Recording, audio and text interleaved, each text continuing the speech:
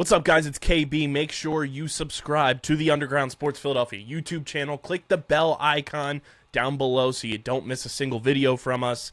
And thanks for tuning in to another video from Underground Sports Philadelphia. Now let's get into it. Philadelphia, baby, you're going to love it. Best sports fans in the world. Actually, the worst, but that's what makes them the best. What is going on, OTB Nation? So hey, unprofessional, man. They be doing me dirty, y'all. This is crazy.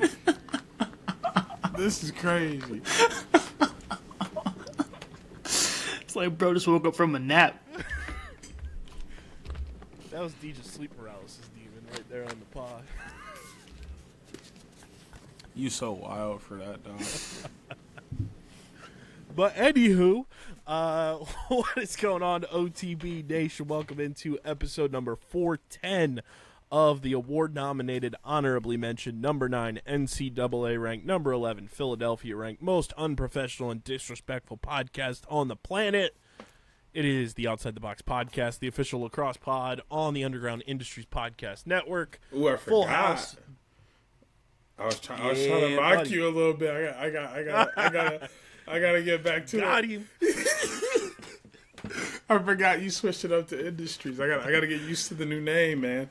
Got him. It's a new year still, man. I'm still in 2025. My bad, dog. New Year's, same show. What you thought we was gonna say new show? Crazy.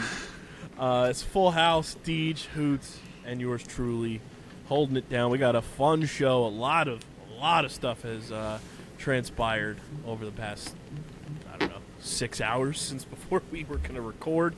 So we got NLL to talk about. We got PLL full schedule, WLL full schedule, some PLL free agency moves, and we are about to have our third head coach of the Carolina Chaos in 3 years. So we're going to talk about that as well.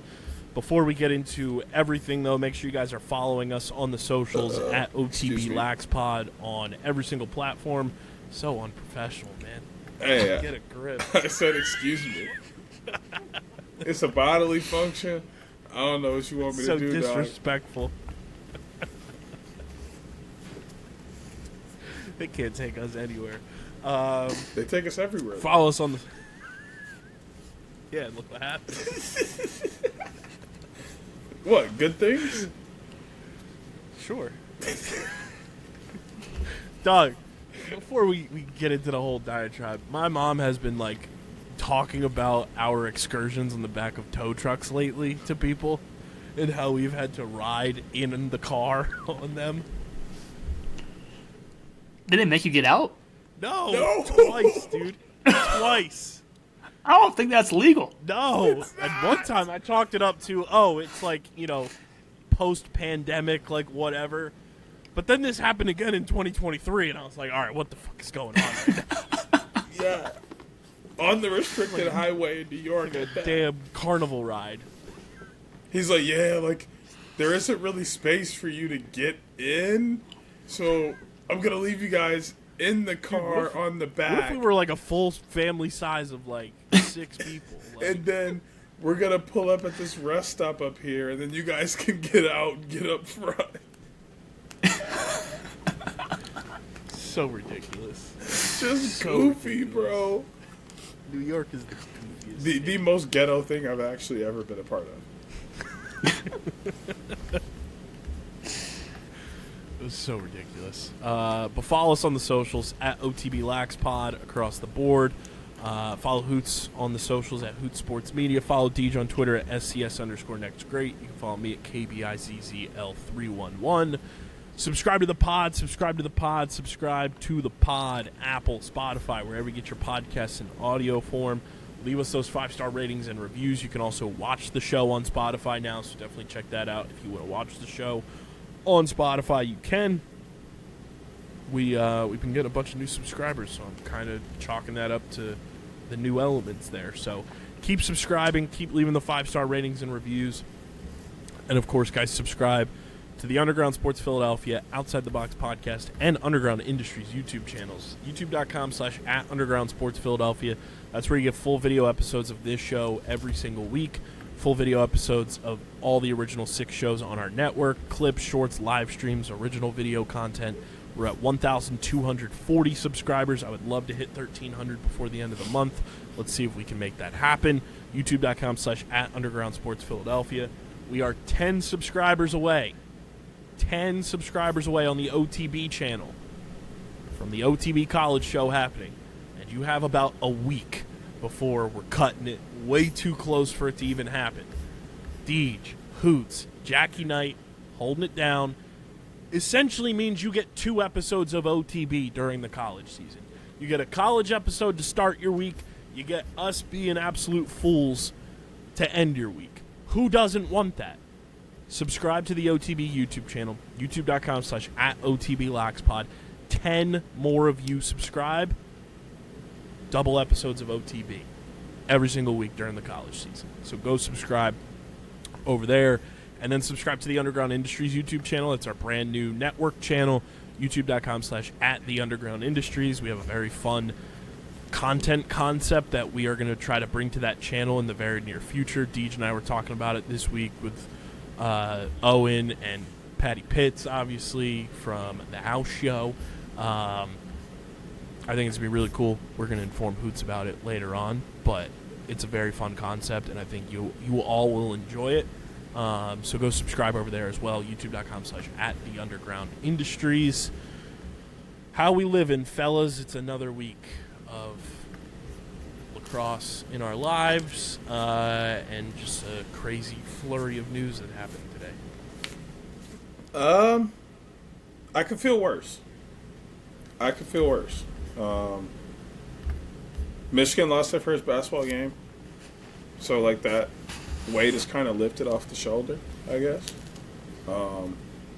Packers lost. Michigan lost their bowl game. So football's over for me. But the Red Wings are first in the Atlantic Division. The Pistons are first in the Eastern Conference. And yeah, like I said, it could be better. It could be worse because lacrosse ain't going the best for me right now. Oh, I found out my assistant coach, his girlfriend, did get an aerospace engineering job, so he's leaving, but I did already replace him. So I do have another assistant coach. Damn. It's super fast. What am I supposed to do? My season starts in a month and a half. I can't, I can't be waiting around to go get another coach. On that chaos timing. They said, hey, you on the way out the door, and we already know who's coming next. So, yeah. Had to figure that out, but he's there. I'm excited for him to meet the boys. I will have a team this year. I've managed to get up to about 12 to 15 guys already, which is kind of the number I wanted to be at heading into the season. Hopefully we pick up a few more before the season starts. Now I have to actually put a schedule together because I wasn't sure if I was going to have a season. So now that I'm going to have a team to play a season, I got to create a season for them to play. So yeah, that's where I'm at in the lacrosse world. But the fact that basketball is going so well in the state of Michigan is kind of holding me together right now. Boots, congrats to your Broncos. Yeah, I was gonna say Survive the bye week. Facts. No major beat the bye week. No major injuries. Not always beat the bye. Well, not every team can do that, you know. That's true. But It's literally you versus lacrosse fandom 101 this week in the NFL. yeah, Everyone and their mother is a fucking Bills fan. I know, it's ridiculous. That's why I'm laying low on Twitter. I'm not saying nothing. And Teddy Jenner. You and Teddy versus the world. My guy Teddy. Maybe I'll need to tag him in a tweet this week and just make sure that we're locked in. Bo leaving this weekend. Locked in. Because, hey, look, if they lose, it was a great season. I'm not mad at it. but I am going to be severely depressed. I will be out next week for OTB. I'm no, surprised I'm just kidding. I I'm won't. here. Both of you, honestly, I was like, It's been a shit week. Was it Adam Levy posted that tweet that was like, "What a bad weekend for Philly sports." I was like, why? He loves to twist the knife into my gut when I'm down. I swear to God, those tweets are meant for me without tagging me. Yeah. Oh yeah, 100%. Yeah. It's incredible. My week started off great Because he know you gonna see him. Dude, Hoots, shout out to you holding it down on the run out. Brighton took down Manchester United in the FA Cup third round. It was beautiful. I was like, here we go. And then we get our draw for the FA Cup for the fourth round, and we have to go away to Liverpool. So now I'm doing fucking dances with Adam Levy again this week in fucking soccer, the next FA Cup round. And then football happened, and yeah, that debacle. Thank Christ Kevin Patullo's gone. And now I'm dealing with whether or not JT Realmuto is going to be back with the Phillies. The Sixers are just like crumbling before our very eyes. The Flyers are crumbling before my very eyes. And the Wings blew another game that they should have easily won. It's not great, Bob. It's not great. It's as the Family Guy weatherman once said, it's raining sideways. That's how I feel right now. It sucks. But if the Phillies take Bo Bichette from Canada, it's going to be fucking hysterical. Hey, I would love that as an honorary Phillies I know, you're like fan. Phillies adjacent. I told someone the other day that I'm basically a Phillies fan because the local team here that's not really professional is not cutting it. So The quadruple A. Hey, can we not Yep, talk yep. about that sport right now, please? I don't want to talk about that sport until I know if I'm going to crash out for the entire months of March to October, or if I'm going to be happy because my favorite team will make it back to the playoffs. I mean, my team's winning the World Series. We already know that. So I'm Michael Lorenzen, baby. Hey, what you just say to me? goated. No, Lorenzen doubles out. But what did you just say to me? He's also an OTB, like 3 for 3, like Bucky Schloesser. Yeah, he is. But what'd you just say to me? I said my team's gonna win it all this year. This is the year. This is the year. Trust me, this is the year. Hey. We might win what? What did we win this year? 62 games? We might win 63. You won that, man. Probably not, Man, but I that's a don't number think- I'm putting I out don't there. know if they did. I don't know. I don't watch that team. Hang on. Oh man. Ooh, 43 wins. 43. All right, we're going for 44. Lock it in. You're going to be like the guy cooking. 44, that's me. Yeah. Get some cold cuts. Nah, for real, that's wild. Who's going to be doing the icky shuffle, man? See, this is why I don't watch baseball.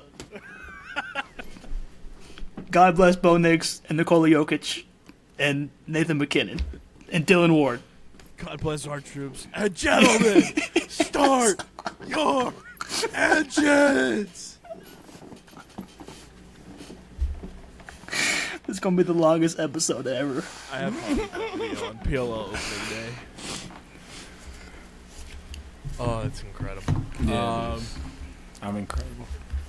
But now that we're about 14 minutes in, being unprofessional as we always are, NLL, pretty solid in our picks last week. We were all at least 500. Some interesting outcomes, some brutal outcomes, a football score, and Oshawa's offense figured some things out. Question mark? We'll start with Halifax with their first game. They beat Ottawa 13-11. I mean, First off, for as off, good as that game, But before you dive deeper into that, They owe me 30 seconds in the parking lot. They can barely afford any additional time listen, with how much time they spend in the box. Listen, they chose to lose the first game and win the second. Like, I didn't pick them to win the first game and lose the second. They won the first game. He had them flipped. He chose them to lose the first one. Oh, yeah. There you go.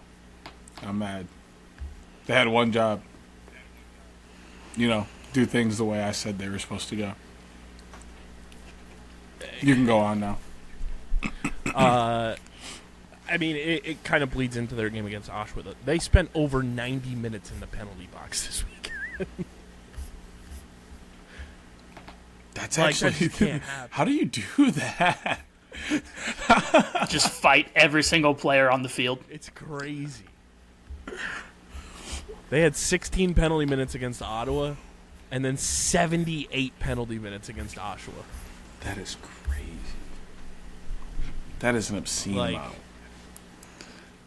I mean, look at all the misconducts they had in the fourth. It's absurd.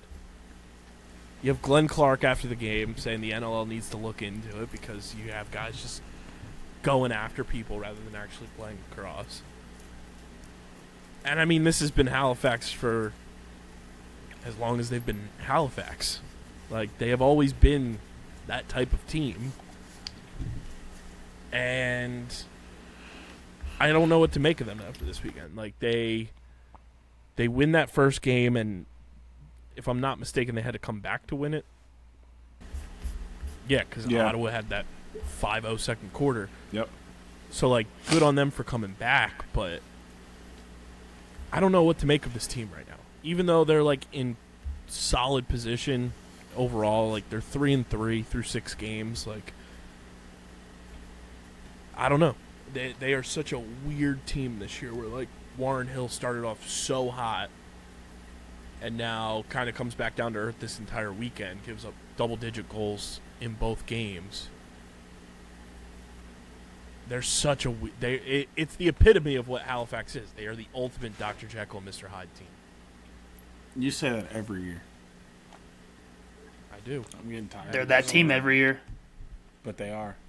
They should get tired of hearing you say that every year because they definitely do it every year. It doesn't make any sense to me. I also stand corrected. Warren Hill only gave up 8 of the 16 goals in the second game. Oh, half of them. But he got pulled super quick. Yeah, he only played 22 minutes. Yeah. I mean, didn't get credited with the loss. You giving up 8 goals in 22 minutes after the game you had the night before. Kind of makes sense to me. But yeah, they're such a weird team, and they never give you any type of, like, week-to-week confidence. Yeah, or consistency. Mm-hmm. Like, it's always a fucking grab bag with them. A grab bag, yo, that's crazy. They're a grab bag team. For anybody out there who might not know what grab bags are, you literally just like it's a brown paper bag, and you have no clue what's inside of it. You just open it up, and what's in it is in it. Yep. You pay the desired price, and you get whatever's in the bag. Yep. So think like Peter Griffin. That's a boat. Could be a win. But what's in the bag? A win could be in the bag. Or it could be anything else. We'll take the bag. There's a win right here. You lost. Oh, 78 penalty minutes. That is hilarious. Oh, man. Incredible. But yeah, Halifax, 1-1 weekend for them, so they're sitting at 3. They're literally like even Steven across the board. 3-3. Their goal differential is 0 now. They've scored 58 goals. They've given up 58. And I just don't know what to make of them in this next quadrant of games that they're going to have coming up as we head into middle of January and early February, because they could either play 500 ball, they could go undefeated, or just completely fall apart, because we've seen them do all of those things in their existence. with a majority of this core?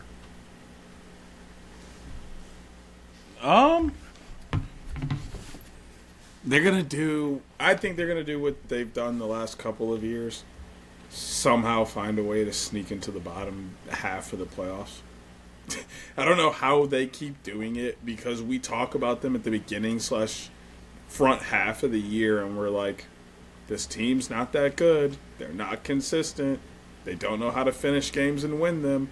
We don't know what their problem is, because they're stacked on the offensive end. They have Warren Hill in net. They have some big names on defense in transition. Like, on paper, this team's fantastic, but they don't get it done on the field. And then here we are at the end of the season, and somehow they've put together like 5 wins in a row on the floor, and we're like, where's this been all season? And then we feel good about them going into the playoff, and sometimes they host, and sometimes they always lose their first game. Mm-hmm. So please tell me, what's going to be different this year? Yeah, I don't know. And I mean, for Ottawa, like, that's a game you got to win in that first game. Like, you limit an offense that has crazy talent that can score at will, just like yours can, to 0 goals in the second quarter. Deej, say the line. I mean, you can't go a whole 15 and expect to win, except these motherfuckers figured it out. And Halifax gave Ottawa so many power plays. They had 8 man-up opportunities, and they went 25% on the power play. Just can't happen. You can't. And on top of that, you know, they had the 5-0 second quarter, but then out of halftime, boom, Halifax scores 5 goals of their own and limits Ottawa to 1 goal in the third. It's a game they should have won. Jake Withers absolutely cooked at the stripe, almost went perfect, 26 of 28. And shout out to Will McLeod, 6 points in this game, 4 goals, 2 assists. Clark Peterson had 5 points. Cody Jamieson had a hat trick. It was a game there for the taking for the Black Bears, and they kind of just squandered it, in my opinion. Especially, you know, Riley O'Connor has 8 points in this game, 6 assists. Jake Stevens gave you 3 assists. But they shut off Jeff Teat. Jeff Teat only had 4 points in this game, and that's how you beat Ottawa, is you prevent Jeff Teat and Rob Hellier from doing things and say, hey, Riley O'Connor can have 8 points of his own, but if that's going to be their primary, like, offensive focus, we can limit everyone else. It's about neutralizing Jeff Teat and Rob Hellier as much as you can, and they held both of them to 4 points each. That's a recipe for success if you're an opposing defense against the Ottawa Black Bears. I mean, when they go from scoring 8 each to 8 total, that's a win. We said it early on. They have to put up big numbers every game to win. That don't get me wrong. 8 from Riley O'Connor is sick, and the other contributions is awesome. But, like, I mean, even 4 is a good contribution if you're not named Jeff Teat or Rob Hellier. Right. You know, but That's when those are your 2 guys, they got to put up more. Like, the offense has to, like, breathe through Jeff Teat. Yes. And he's got to be the one putting up the 8 every single week. And he did have 15 shots on goal. Like, yeah. He was getting looks. They just weren't dropping tonight. Kudos to Warren Hill there. Yeah. But, yeah, big win for Halifax. Rochester 16, Philly 13. This was a game the Wings should have won. Low-key was Coach Ian scared. Rubel after the game. I was nervous, dog. I was like thrilled the way they came out in the first. Michael Sowers hat trick in 12 minutes, his first career NLL hat trick. Congrats to the boy. You know, the Wings are up 5-2, I think it was, after the first, and then Rochester's defense just adjusted, and the Wings had no answer to get Brennan or Michael Sowers open again. Joe Resiteritz had a very poor performance. I think he would tell you by his standards it was a bad game. Nobody else really offensively was able to kind of get any, like, consistent looks going, and Rochester was just able to move in transition so much quicker than the Wings were. And, like, you can't give up. The turning point in this game was the buzzer beater to go into halftime. It was 8-7, and I was like, okay, like, go in with a 1-goal lead, you feel okay. It's not great that you like squandered a lead that you had, but nonetheless, like, you're up. And then they hit that buzzer beater, and I was like, this is a momentum changer. And then as the game progresses, like, you go 500 at the stripe, both teams. But the real discrepancy was the Wings got no second chance opportunities, and Rochester had so many second and third and even sometimes fourth looks off of missed shots. They outshot the Wings 79-52 in this game. Like, that just can't happen. And the Wings power play, it was not great. They went 1 from 3. They let up a shorthanded goal. Granted, they scored a shorthanded goal of their own too. But I mean, Connor Fields. He's going to get his. He had 8 points. But on top of that, Michael Sowers essentially responded and had 7 points of his own.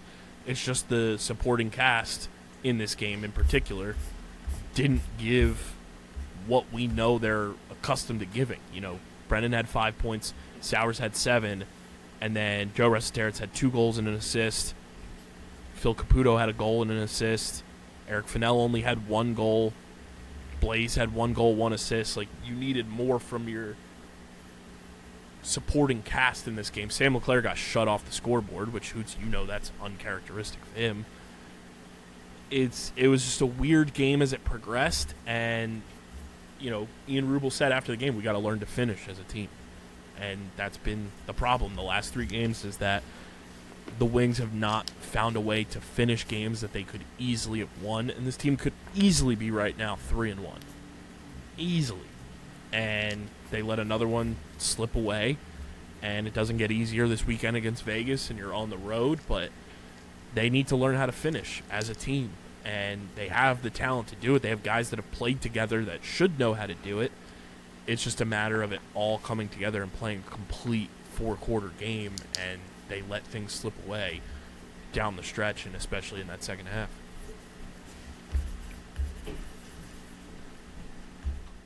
Did Dalton Young not play in this game? He was a healthy scratch, which I was kind of surprised about. And I feel like the offense not limited itself, but it was missing something, and it was definitely Dalton Young. I mean, still putting up 13 is pretty good. Yeah. But all right, go ahead. Sorry. No, I'm going to say the same thing you're saying. It's good, and it was but a false 13. It was 3 goals in like 20 seconds at the end of the game too. That was yeah. Stat padding. So like, take that for what you will. But 100% agree. Like 13 is good, but when you're playing Rochester, they're going to score more than 13 more often than not. Well, I was going to say 13 should win you 90% of games.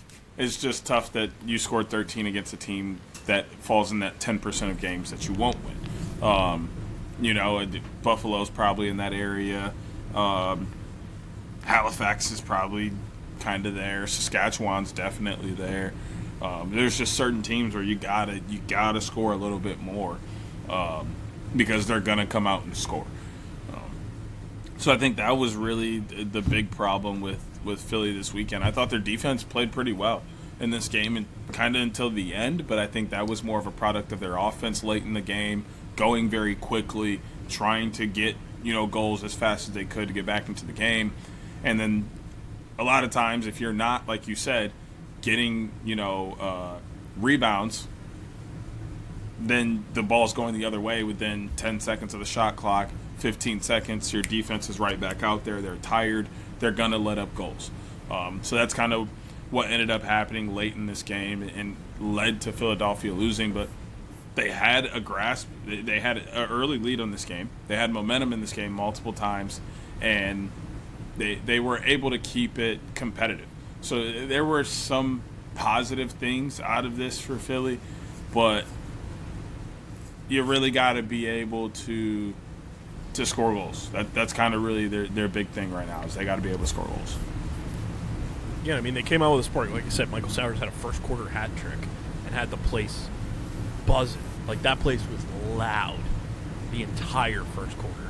And then things slipped away. And I'm not one to say referees determine games, but if you flash back to last week's game, there was multiple moments where the number one, the NLL has such an issue with replay reviews. It is so goddamn slow. Like, we need to find a way to expedite that process because it is such a momentum killer for the in-person product for how long it takes these referees to review things. But there was a 5-minute major called that so clearly was like a dangerous play and a player safety thing where I forget who the player was. I think it was Liam Patton. Like, took an illegal cross-check to his throat, essentially.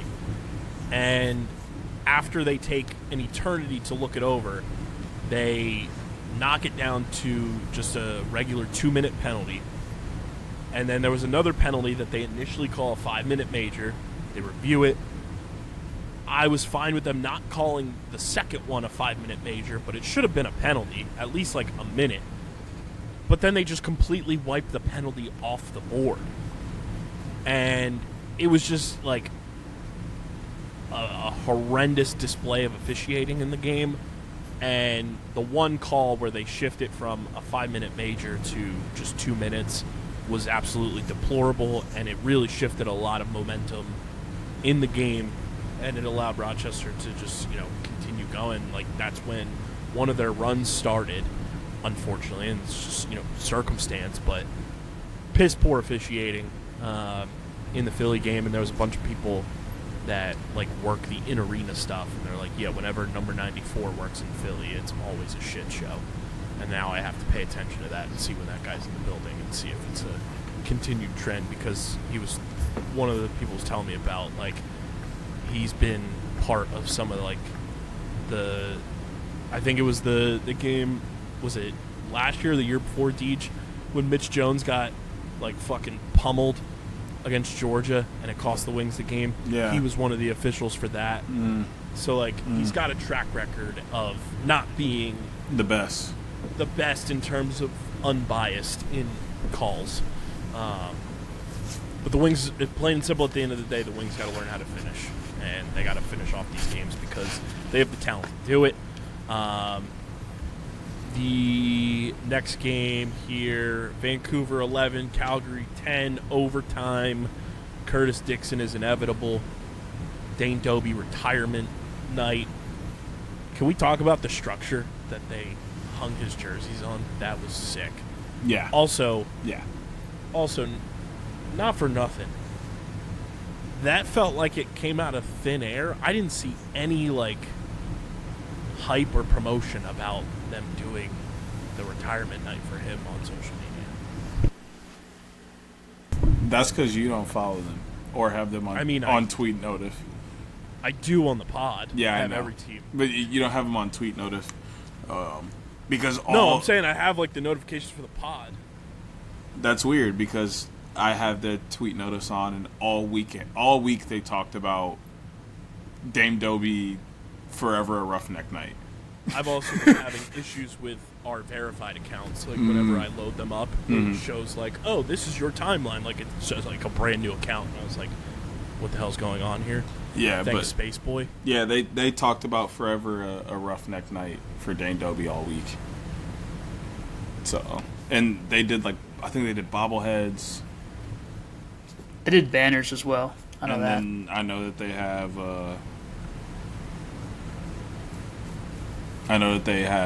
They had the banner going up and all that. So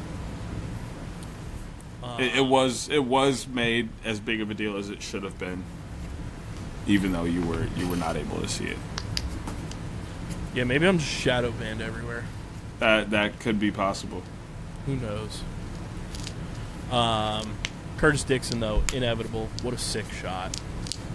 It was filthy. But hell of an effort from the Roughnecks.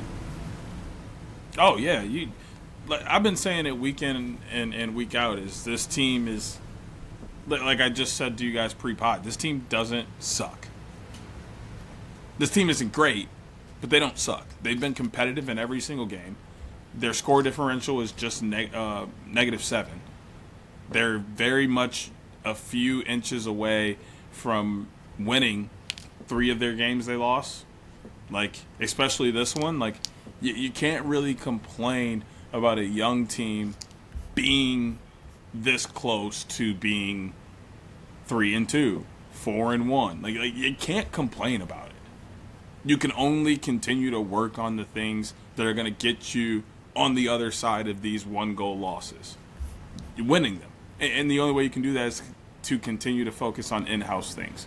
Like, they're not playing bad lacrosse. Like I said to you guys, their only real problem is they don't have a veteran goalie. Walsh isn't terrible. He's growing on me. He's getting better every single week. But he still doesn't have a ton of experience in the NLL like you would like to see with guys like Skiggs and Vince and Warren Hill and Doug Jamieson. Even Brett Dobson has a little bit more experience on him. Like, these things kind of play a factor. So, you know, until the team can put themselves in a great position to where they don't need to lean on Walsh in the defense late game, then, you know, they're going to continue to run into these problems. But at the same time, if they're able to steal just a couple of possessions late in these games and get 1 or 2 stops, the offense is extremely powerful and can win some of these tight games. So they're only a few plays away from having this thing sort of figured out. So I'm happy with what I saw this weekend. It easily could have been a win. Would have liked to win, but this team is not far from unlocking what works for them. Yeah, I mean, it's figuring out the man up in the power play. Vancouver went 5 for 6 on the power play. Calgary went 1 for 5. Yeah, like that's the game right there. Honestly. And what's weird, it was just this game, and I don't know if it was because like it's so much crossover between these two teams and like they know each other very well, but like Calgary's power play hasn't been that bad this season. But like this past weekend, they just couldn't get the special teams going on either side, which hasn't really been a problem for them. So I think it might have been a one-off thing, which is a huge factor in a game like this, especially when it's tight. You got to take advantage of those opportunities that are given to you. And you got to try not to give away so many of those opportunities at the same time. But I think a lot of that comes with being young. This team is young. So it's kind of easy to let some of this stuff just subside. And I shouldn't say subside, but kind of, I don't want to say justify either, but like it makes sense why some of these things are happening when you look at how the team is composed. Yeah. Good win for Vancouver, though. And, like, good game for Calgary, quite honestly. So, Saskatchewan put up a football score. They scored 3 touchdowns in Vegas and beat the Raiders 21-15. Yes, I said the Raiders. This just continues to tell the tale that no matter how much Vegas scores, their back end is bad. Their goaltending is bad. How long does it take until they make a move for a legit goaltender, because they constructed their roster to be win now, and they don't have a win now back end? I felt kind of bad for Caleb Kahn, I'm not going to lie. Yeah, he got thrown in. Getting thrown in there against Saskatchewan, dude, for your first game is not ideal. At all. It's actually kind of like, I would argue it's one of like the 3 teams you don't want to run into right now. Like, yeah. Like if I'm like relatively a first time goalie or like relatively new to the league, I'm not trying to play Saskatchewan, Rochester, or Buffalo. Honestly, you could put me out there. You put me out there against just about anybody else. Don't put me out there against them people. Also horseshit that Caleb Kahn gets the loss for playing 15 and a half minutes in this game. Yeah, that's kind of wild. That's crazy. Like, Landon Kells gave up 13 goals in over 44 minutes. And you never had the lead after it was 2-1. Like, I almost wonder if they're giving the win and loss to whoever has the best or worst, like, goals per minute kind of thing. I feel like they're giving it to whoever just finishes the game. But Kahn didn't finish the game, I don't think. I'm pretty sure he started, did he not? I thought he came in and... No, I think he came in relief. Okay. I didn't get to watch most of this game, so I don't know. I was on my way home from the Wings game when it was going on, so... But I thought he came in relief. I could be wrong. I hope so for his his. No, because I'm pretty sure one guy who we really won't give the grace of saying his name to mention him going in late. Let's see if I can find the stuff on NLL Plus. Because the only thing I saw was that he played his first NLL minutes, but it didn't say like start or whatever. But either way, giving him the loss is diabolical. Terrible. Defense bad. Offense did its thing. You know, they scored 15, and typically you win a game in the NLL. But when Ryan Keenan puts up fucking 12 points, Robert Church has 8 assists, you're not going to win many games. And again, this is a hat tip to Jonathan Donville. He's been their best overall player on offense this entire year, which is just a testament to, hey, maybe you had some good guys in-house. I mean, yeah, they knew they had good guys in-house, but at the same time, look at what had been happening to them for the last couple of years as a team. Like, eventually you have to shake things up, like, and that's what they went for. Maybe they could have tried to keep some other guys around, but it's hard with, you know, the salary cap and all of that. I just think, like you said, they kind of got to go out and get a win-now goalie if they're going to try and win now. And they need some just bolstering on the defense, too.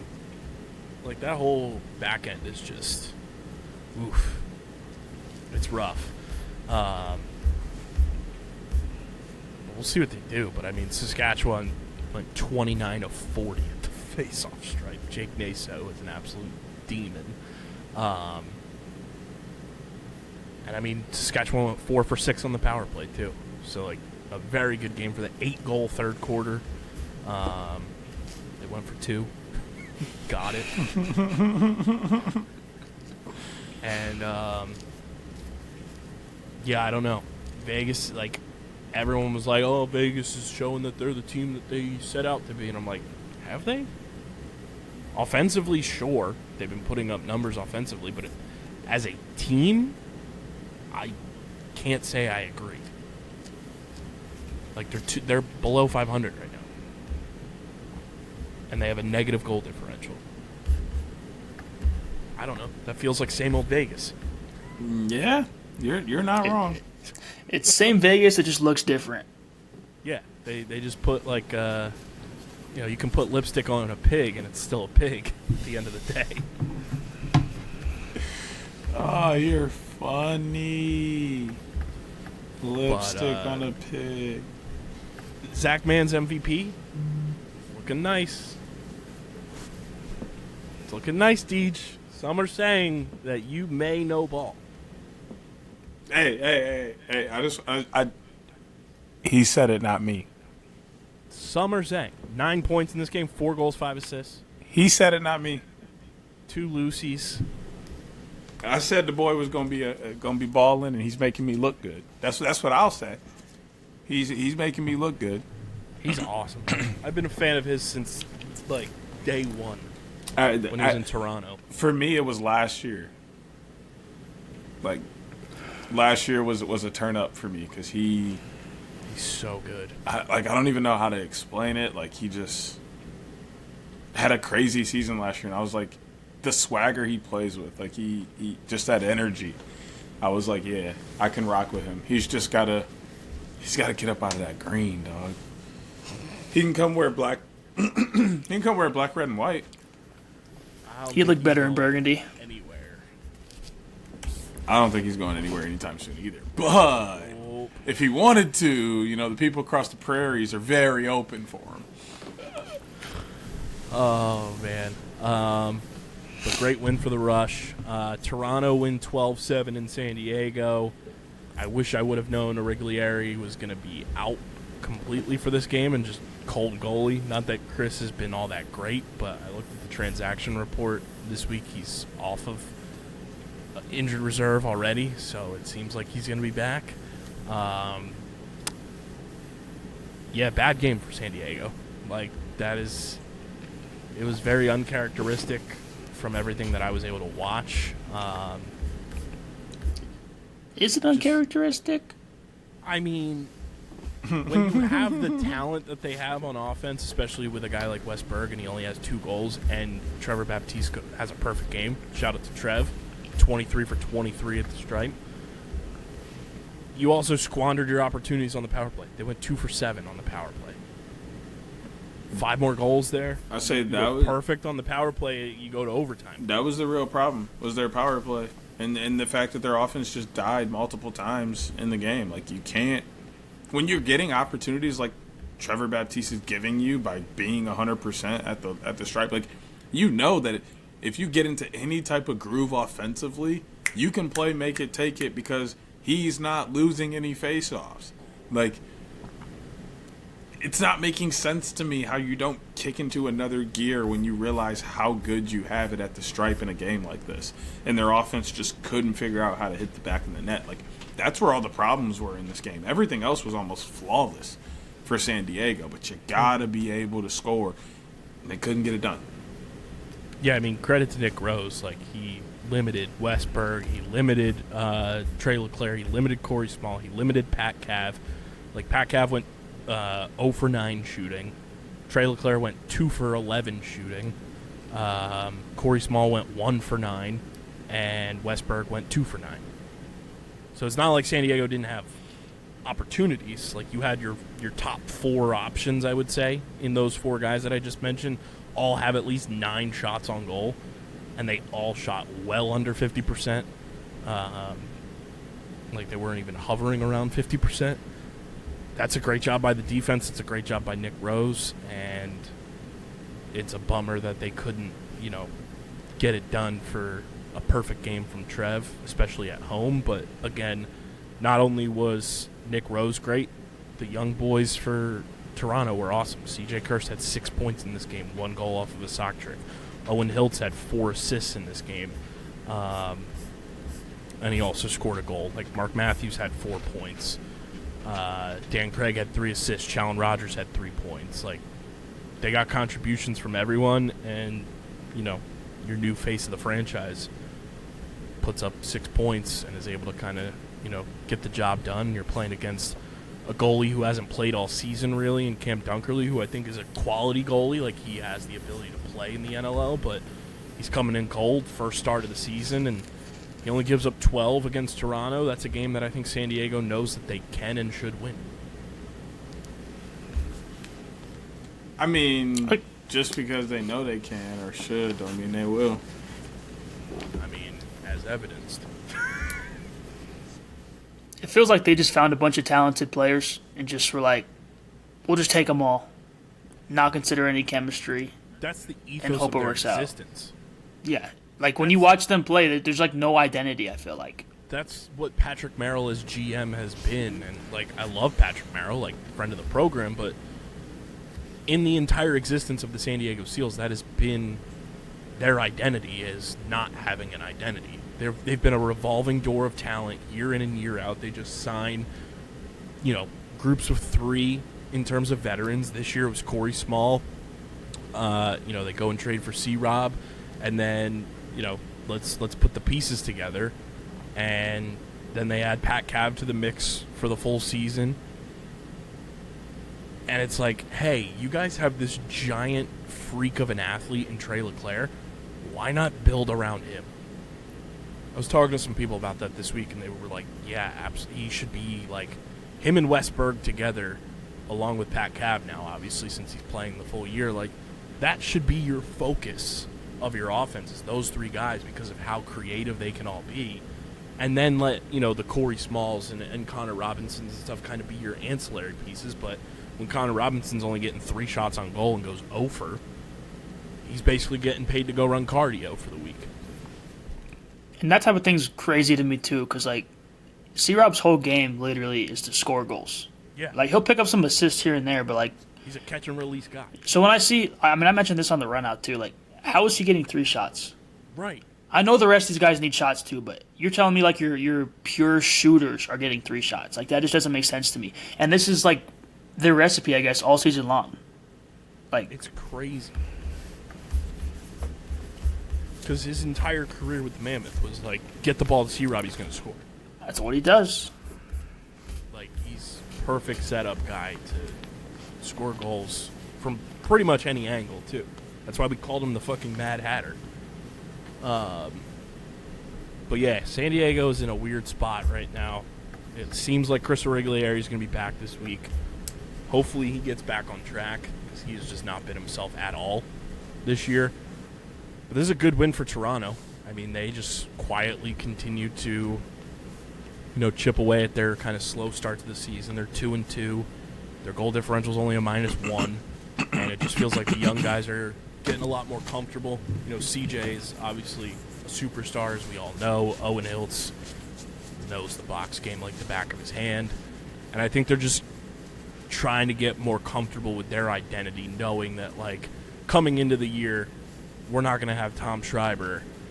Now we got to figure out kind of how the offense is going to run, and CJ, I think, has, like, taken that in stride and is like, just get me the ball, and it's working. I don't even think that was a concern for them coming in, honestly. I think they were excuse me, I think they were more concerned about how they were going to get the offense to work with all the mouths they were expecting to feed. So I think, honestly, Tom getting hurt, which, God forbid, it's an awful thing. I'm not saying it's a good thing at all. But I think it made it a little bit easier for them in terms of, hey, that's one less guy, especially a big marquee guy like Tom, that we have to worry about drawing things up for.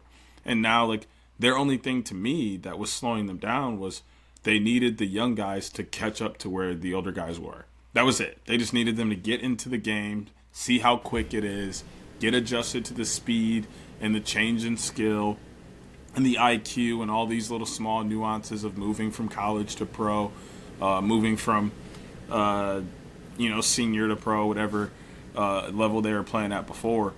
Now that they're starting to get there, this team is going to gel it together. Like, they have all the pieces from the back end forward to be successful.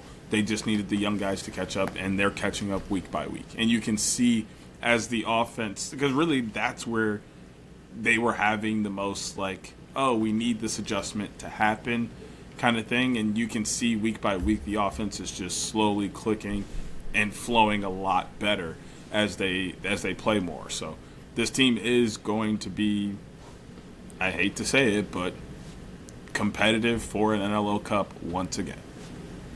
My only wish for this team, and this is just from a roster perspective only, because you know how we get down with certain things with that organization. I do wish we could see what this team currently constructed would look like with TD at the stripe. Because I wonder where that would kind of have them right now. I think they would be even better. Like, I think with TD at the stripe, that game this past weekend might have been worse. They would have gotten a lot more possessions, and they might have been able to get into a groove themselves, going make it, take it. Like, well, I'm saying, like, if they have TD, like, are they undefeated? Are they 4-0? Right, that's what I mean. Like, it takes that team to definitely another level with the comfortability they have taking shots, the comfortability they get knowing that they're going to have a high percentage of getting the ball back after they score again. And it kind of just raises your confidence knowing that, like, if you get in a good groove and he's in a good groove, you could blow a team out in a quarter. Yeah, so we'll see. I think they have a massive game this week against a team we're about to talk about again, Rochester. Ball knower right here. Rochester undefeated doubleheader weekend. They beat Buffalo in Rochester 12-9. I mean, we said it from preseason on, Deej, and we've talked about it in our group chat. Like, Rochester just looks like a championship contending team from top to bottom. They have the offensive talent. They have the back end. That defense is playing incredibly right now, and they're getting good goaltending, and they're playing good transition, and they're just playing complete lacrosse every single week. And we have the reigning MVP, who's elevating the play of guys like Thomas McConvey and Ryan Lanchberry. You have Zed Williams, and you have Jake Pacino, and you have, just this collection of wildly talented players, Ryan Smith. Rochester, by far and away, look like the most complete team in the NLL right now, and I don't think it's really particularly close. It's them in Saskatchewan. An all green NLL final would be disgusting. Oof, that floor.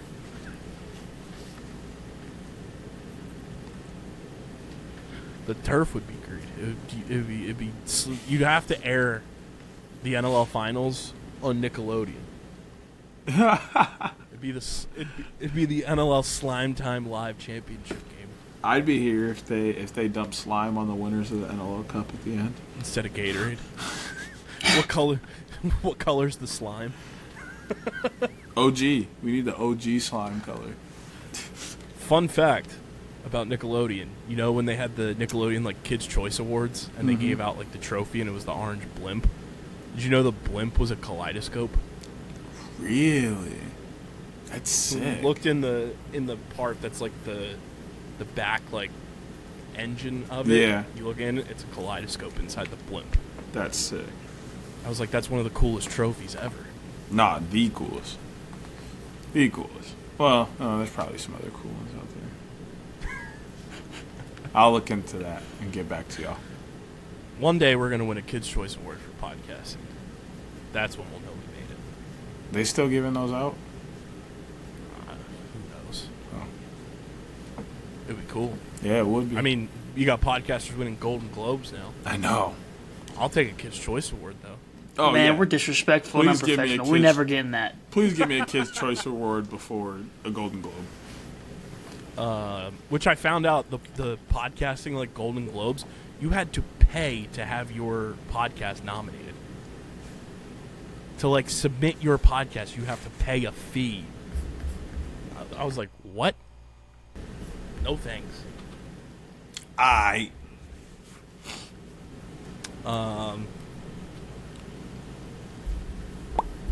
Yeah, Rochester, they're really fucking good, man.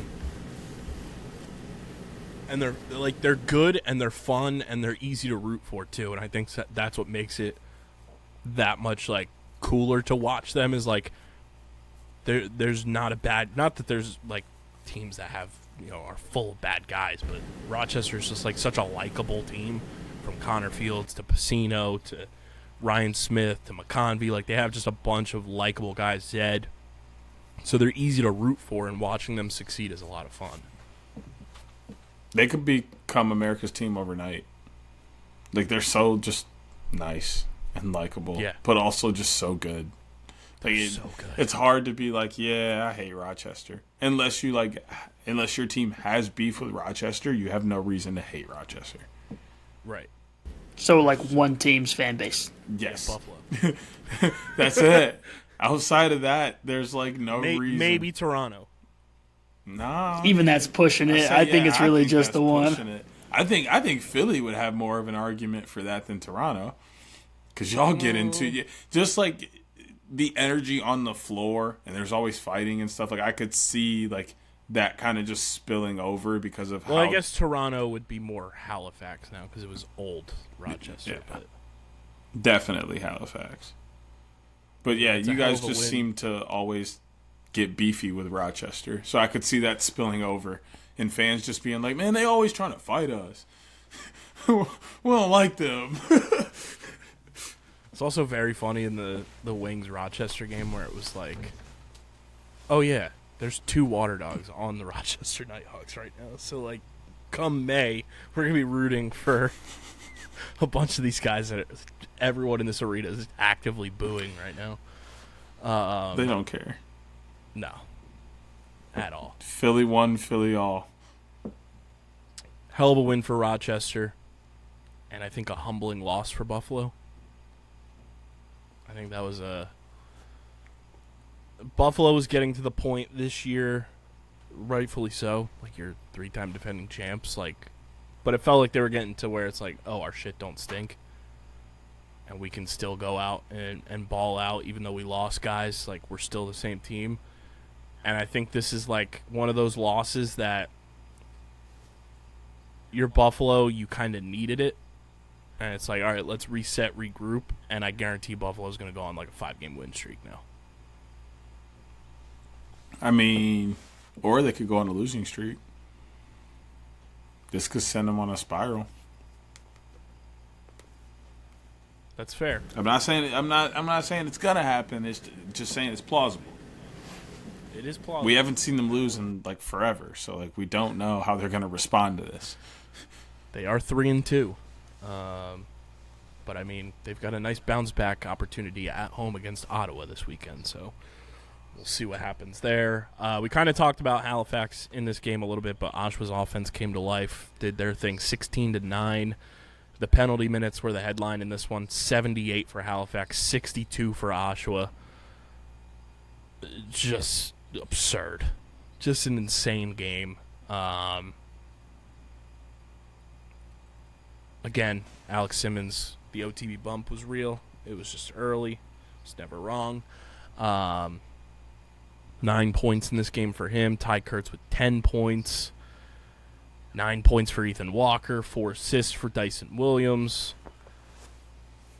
But just a wildly ugly game in terms of penalties. How many? 1, 2, 3, 4, 5, 6, 7, 8, 9. 9 10-minute penalties in this game between the teams. I mean, Deej, as a coach, how do you feel about that? Okay, hold on. You said you want my coach answer. Yeah, as a coach, and you're coaching in a game, and there's 9 different 10-minute penalties that occur. What is your reaction as a coach? I have 3 different reactions.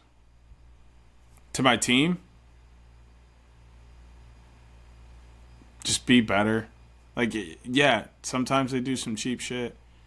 But, like, if we're able to hold our composure, we're on a lot of majors where we can just dial it up as their dudes are sitting in the box. Like, let's think about how we can take advantage of the situation that's in front of us and make it a good one for us.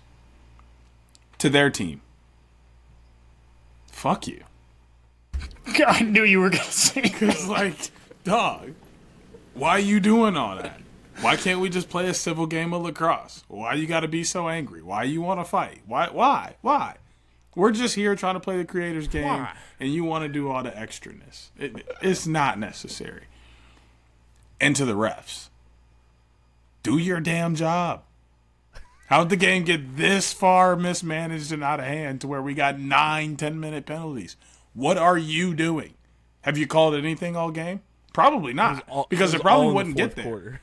I was going to say, it was all in the final 2 minutes. Yeah, it happened. because they ain't called nothing all game, and now everybody's all frustrated, and they're just like, you know what, I'm tired of this, so I'm going to do something about it. There's always multiple messages there. The most important one is the last one I gave. Now, if the refs did a better job of managing, then it's more on me to go back to my team and get on them. But I'm going to be mad at the other team just because they exist. So that ain't going to change. I'm honestly surprised with all of that happening that, like, there was no, unless I missed that too, like, no suspensions or anything from the league. Especially when you have Glenn Clark coming out post-game and, like, literally putting the league on blast and being like, hey, you need to look at this because this is their identity and this is going to continue happening if we don't do something about it. Which, like, good on Glenn Clark to just openly put that out there, because at the end of the day, too, like, it is a player safety thing. Like, when you have a team actively out there, like, attempting to injure guys, it's not a good look. And the league should step in and, like, take a look at that, because not only that, like, you had the issue with Vegas and Buffalo a couple weeks ago where Desnu is now out. That one was blatant, by the way. Crazy. When Curtis Dixon's calling it out on the timeline, That was nuts. That was really bad. So it's like there's a lot going on that I feel like is just getting a blind eye turned to it, and it's not just one team or one player. It's across the league right now with multiple franchises that I think some things need to be investigated a little bit more in depth. But good for Oshawa, back on track with their offense a couple weeks in a row now. Speaking of which, we got another call from our guy Aiden from the Battery. You can leave us a voicemail, speakpipe.com/OTBLaxPod. That voicemail line is always open. It's the How We Live in hotline. Here is Aiden following his Oshawa Firewolves getting that dub. How we living? This is Aiden from the Battery. You see what happens when you don't have a Firewolves player on before they're about to play Halifax? Hell of a day to be Ty Kurtz. Yeah, love what you boys are doing. Keep it up, and go Firewolves. He's so ridiculous. So, hey, I hope he knows what we're about to do, right? Ty Kurtz, come on the pod. Yep, Ty. And you got to come on the pod the week of the Calgary game. That's so stupid. Actually, can we have him on next week? No, By chance? no. Y'all don't need no help winning We'll have games. him on in March, too. Y'all don't need no help winning games. Hey, No, I'll take all the no. help We I can can get. bring him back in March, or we can bring Dougie James on in March.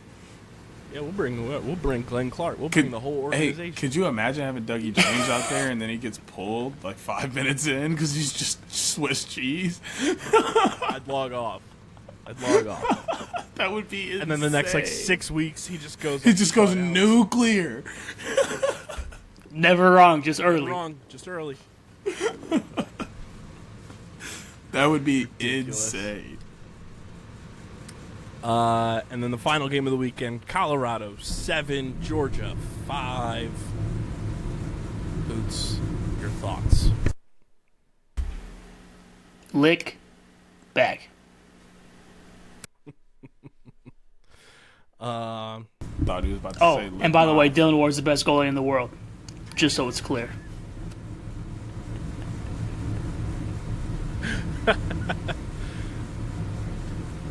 Some are saying, Jack Hanna really good at lacrosse. Jack Hanna's so good that even when he loses a tooth, he can still get a dub. Jack Hanna's so good that even in the box score, he's listed at number 99.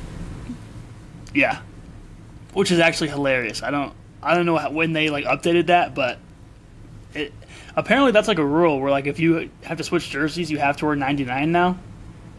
Oh, Man, I thought that's what they explained in the broadcast, but I thought Paul Rabel hated the NLL.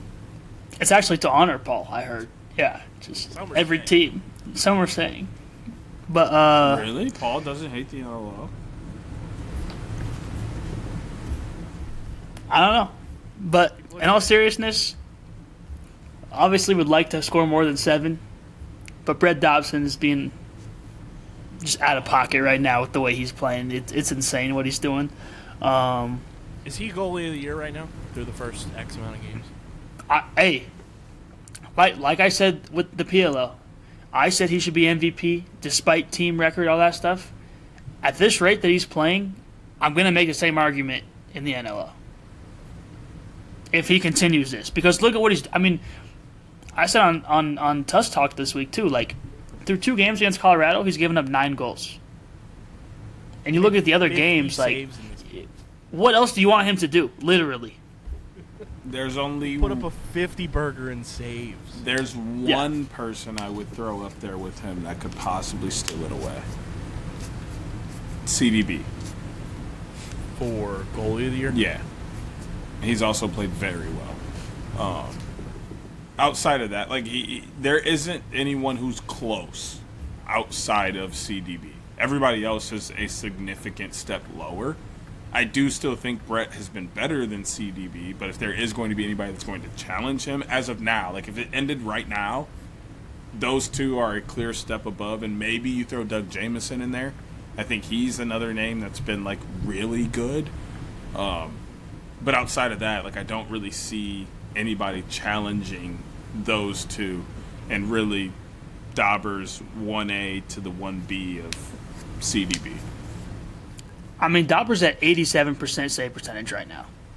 This is Dauber's 4th game, 2 of the season, where he's prevented a team from scoring double digits.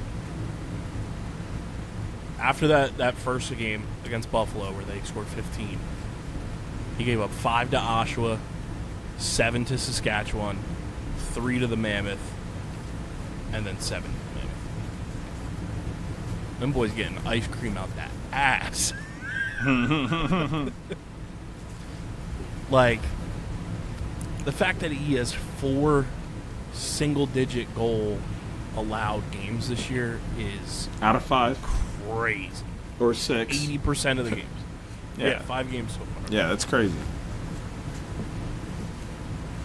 That's And, crazy. like, for what it's worth, like, he's holding good teams to that. Like, he held Saskatchewan to 7 goals, and I'm not saying this is, like, a disparaging thing, but, like, Calgary's going to have to earn their goals this weekend, Deej. Oh, I know. That's Dauber time right there. I know. You ain't got to Toronto's going to have to earn them next week. Like, it's not going to shock me if this continues to be a trend for him based on Georgia's schedule. At the end of the season, we're going to take a look and see how many double-digit goal games he's had. Yeah. Because I think that really has to go into the consideration, not only for goal of the year, but for Hoots' point, MVP. Because he's quite literally putting that team on his back. I mean, even this week, you hold a team. He only gave up 6 goals himself. You hold a team to 6 and you lose. Whoa, there's nothing else you could do. Right. Like, it wasn't on him. I'm checking something as far as CDB real quick. Because CDB's at 83%, 8.64 goals against average, 170 saves on the year through 4 games. So, like, he's still very good. Dougie Jameson's been very good. Dylan Ward's been very good. Warren Hill, a couple off games, but a couple really good ones, too. Same with Frank. I mean, that's 1, 2, 3, 4, 5, 6, 7, 8 starting goalies with over 80% save percentage. Yeah, I mean, Dauber's at 6.71. Like, Well, yeah, I was only saying that. I only brought up CDB because, he's got 35 goals against, 83%, 170 saves. Like, those numbers are very similar to Dauber's. I still throw Dauber a slight bone ahead, but I mean, CDB is a couple inches away from having every single game this year below 10 goals. He has 2 10-goal games, and the rest, he has a 6-goal game, and he's got a 9-goal game and a 7-goal game out there, like, or 7 or 8. Like, that's good ball. He's given up, just this much more than Dauber. I think they are 1A, 1B with Dauber right ahead of CDB. I could see a situation where one of them wins goalie of the year And the other one one wins MVP. Yeah. Because I think you make a good argument. Like, if CDB keeps this up, and Dauber does, CDB probably then should win goaltender of the year because his team's probably going to win more games. He has the numbers. But you could also make the argument then that, like, Oh, no, the Dauber Storm are would nothing be without more Dauber. valuable. Yes. 100%. No question about it. Dauber would be more it's valuable. just like how we banged the table for Connor Fields last year. Yep. Like, Yep. Rochester, like, they were a quality team, but they weren't, like, world beaters. But without Connor Fields, where would Rochester be? Yep. And he was just putting up insane numbers, including those loose ball numbers. But on top of that, too, like, just for context for everybody listening and watching, like, Dauber's played 1 extra game so far, too, in terms of those stats between him and Christian Del Bianco. So, like, not that it's that far off, but Dauber does have 1 more game in hand with his numbers up there. And I think goalie records is one of the most insane things to, like, hold against a goalie. Yes. It is. Because it's like Major League Baseball with pitcher wins and losses. Like, so much of it is it's not a on you. Team sport. Mm-hmm. Mm-hmm. But yeah, I mean, those two by far and away, and I mean, Dougie Jameson right there too at an 8.71. Like, he's played out of his mind too, especially with how piss poor for a long stretch Oshawa was. Like, good on him for, still holding it down. Like, that's a testament to how good and how much he's kept them alive in games too. But this might be we'll document January 16th episode. We are starting the Brett Dobson for MVP initiative. Okay. I'm with it. You started it. I know. You with it. Back-to-back leagues. I'm going with Dauber. That just means Dauber's got to come on the pod now so we can let him know. Yep. Hey, he be liking our tweets occasionally. I'm just saying. He's the man. Hope he's subscribed. Which everyone else at home should be subscribed to. If you're not subscribed, what the fuck are you doing? that is our NLL Week 7 wrap-up, brought to you by our friends over at Buff. Guys, got to protect yourself from the elements, and there's no better way to do it than with our friends at Buff. They've got you covered for the winter, the spring, the summer, the fall, all the elements to make sure you are guarded from the snow, the wind, the sun, all that good stuff. You're going on hikes, you're going up in the mountains like your Hoots. You got to make sure you're protected, and Buff is there to make it happen. Plus, they've got the official Survivor buffs, officially licensed for your purchasing pleasure. So go to the link in the description, shop with Buff. That way they know you're coming from us, and make sure you're protecting yourself from all the elements all year round with our friends at Buff, and we thank them for being a proud partner of the pod. We shift to Week 8. We've got the Unbox series that could be happening, weather permitting, question mark. The logo's sweet.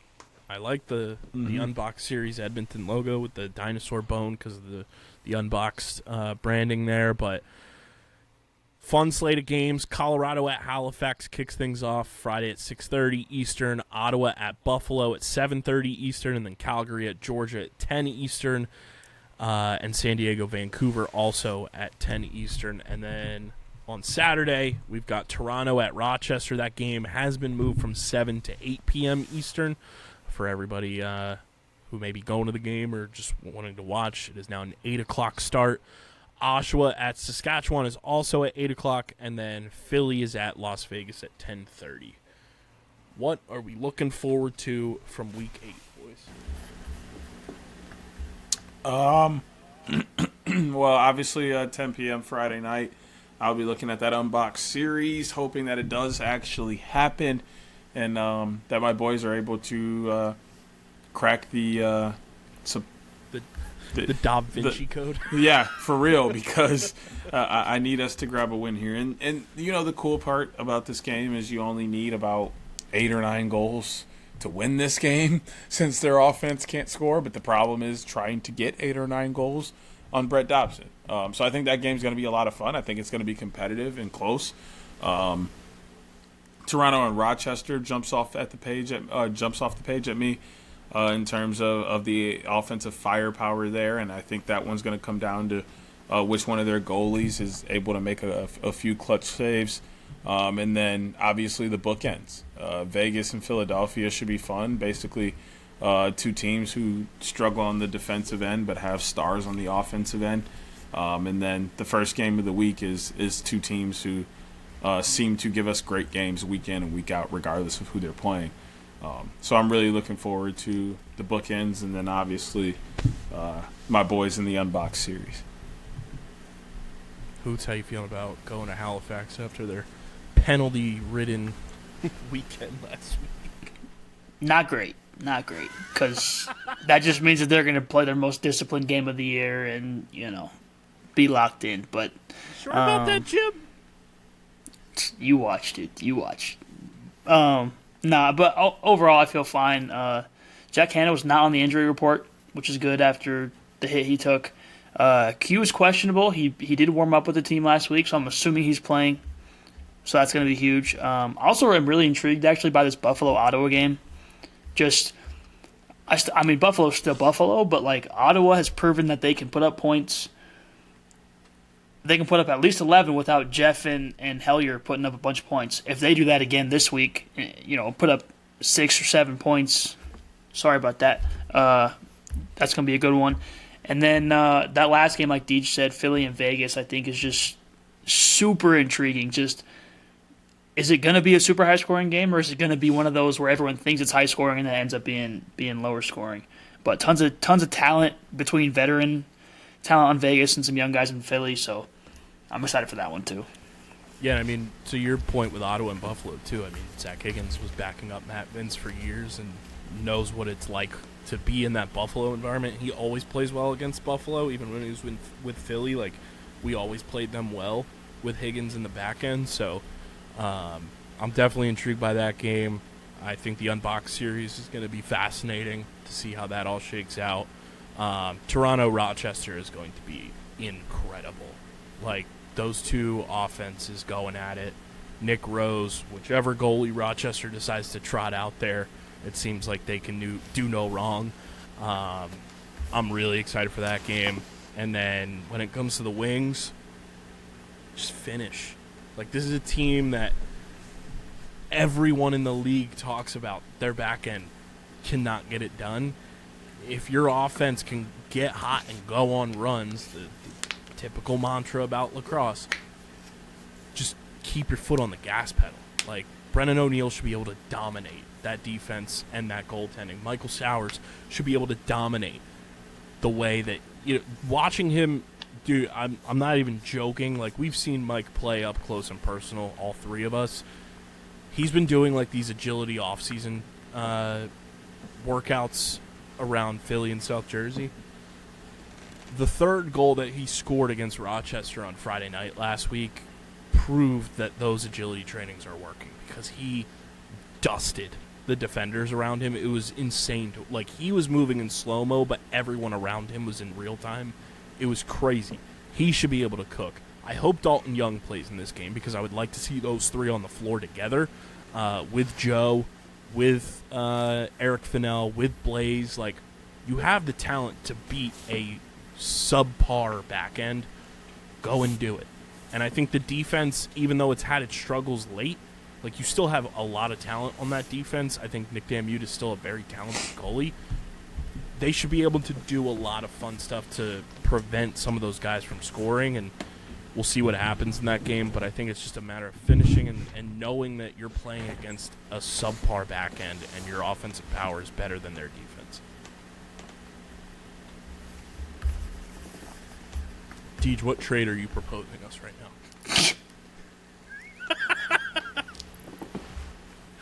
I propose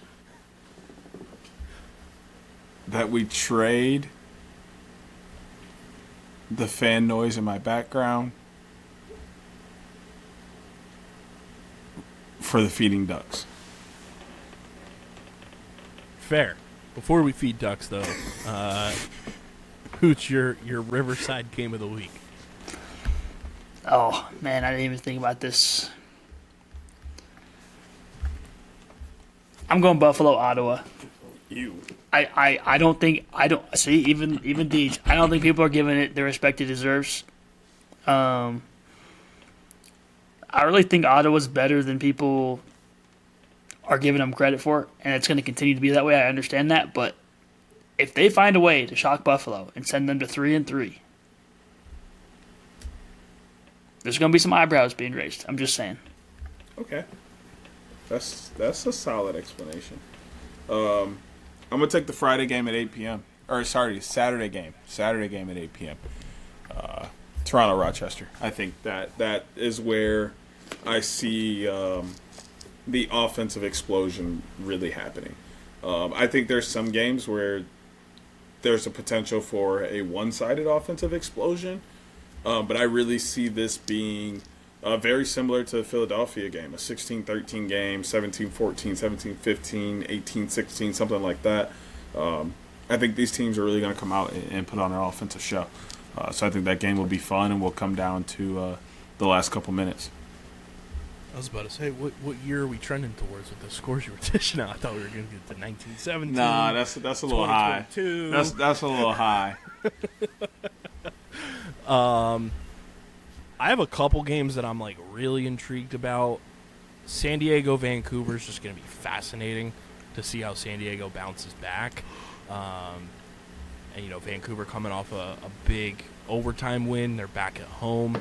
See how they perform at home against a rival. I think Oshawa, Saskatchewan is going to be really, really fascinating.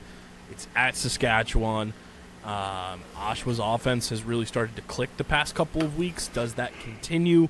Can they handle what Saskatchewan's defense and what Big Skiggs has on that back end? What Saskatchewan's offense can, put towards them?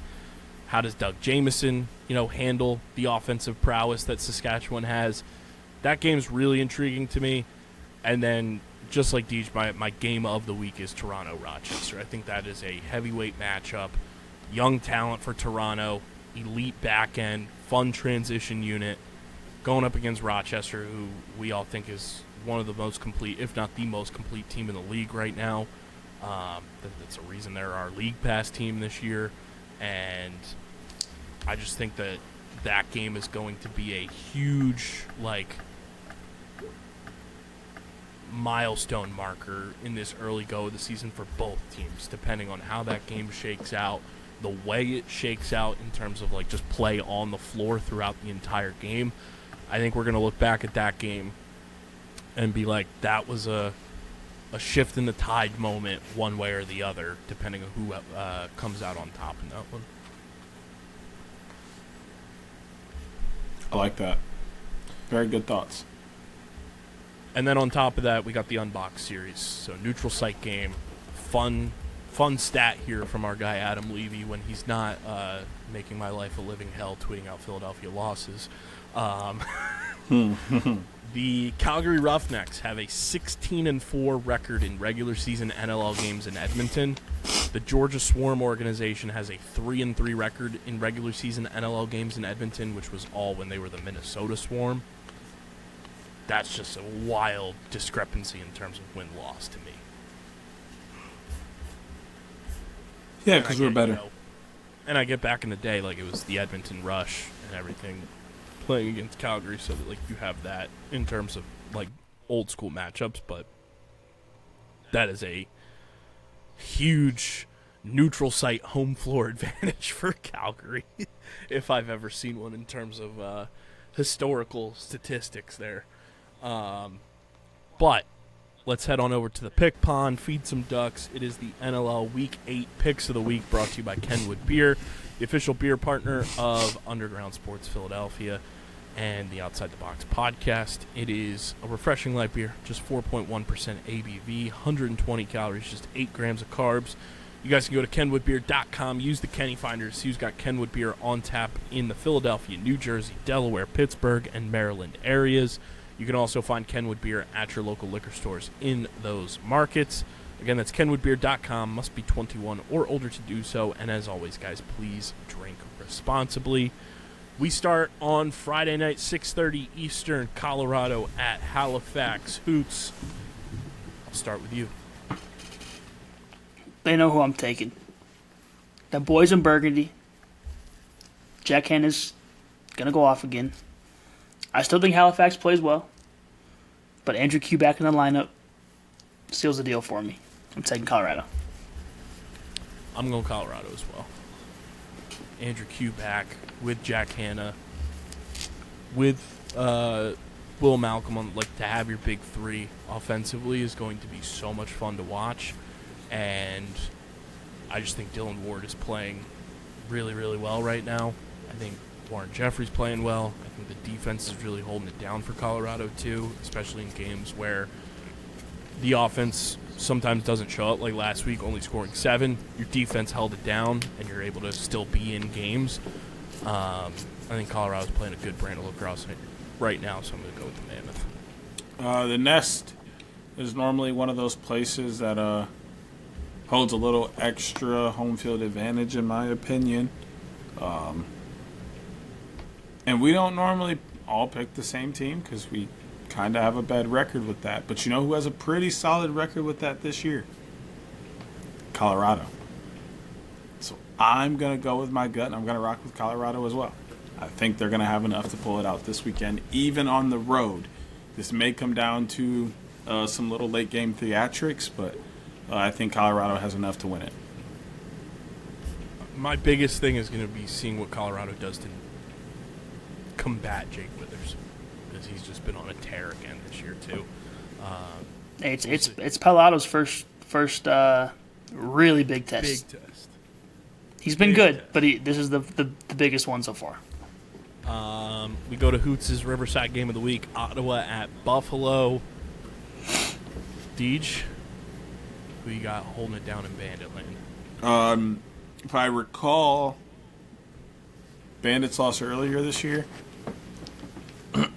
right? And then they went out and absolutely just put BTA to the next squad that ran through, right? I don't think that changes. I think one thing you don't ever want to be is the team to play Buffalo after a loss, especially in a game where they feel like they should have won and could have won. and that's exactly how they feel about that Rochester game. So I think it's an uphill battle for Ottawa. I think Ottawa's going to make it fun. They have all the pieces to put some goals up and really kind of give Buffalo a push. And obviously Buffalo's backs are against the wall, being defending champs for 2 years, 3 years in a row. 2? 3. 3 years in a row.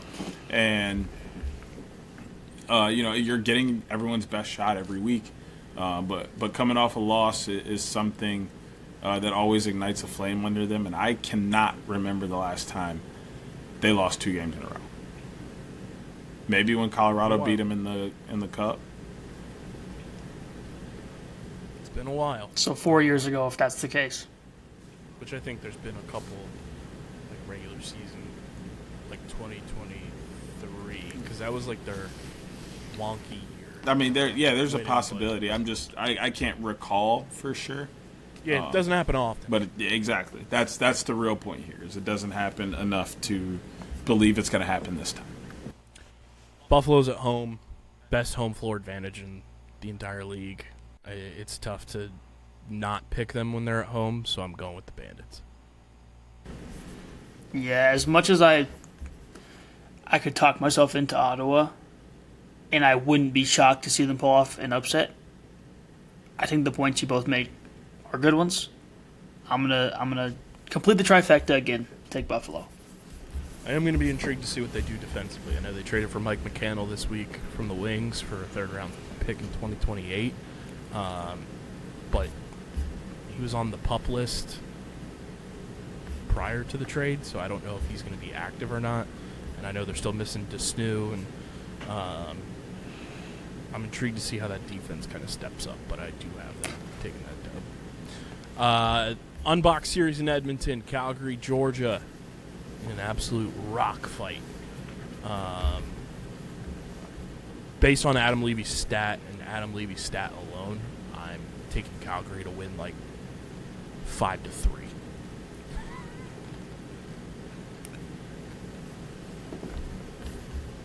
Brett Dobson MVP run continues. Low scoring affair, but Calgary get the dub.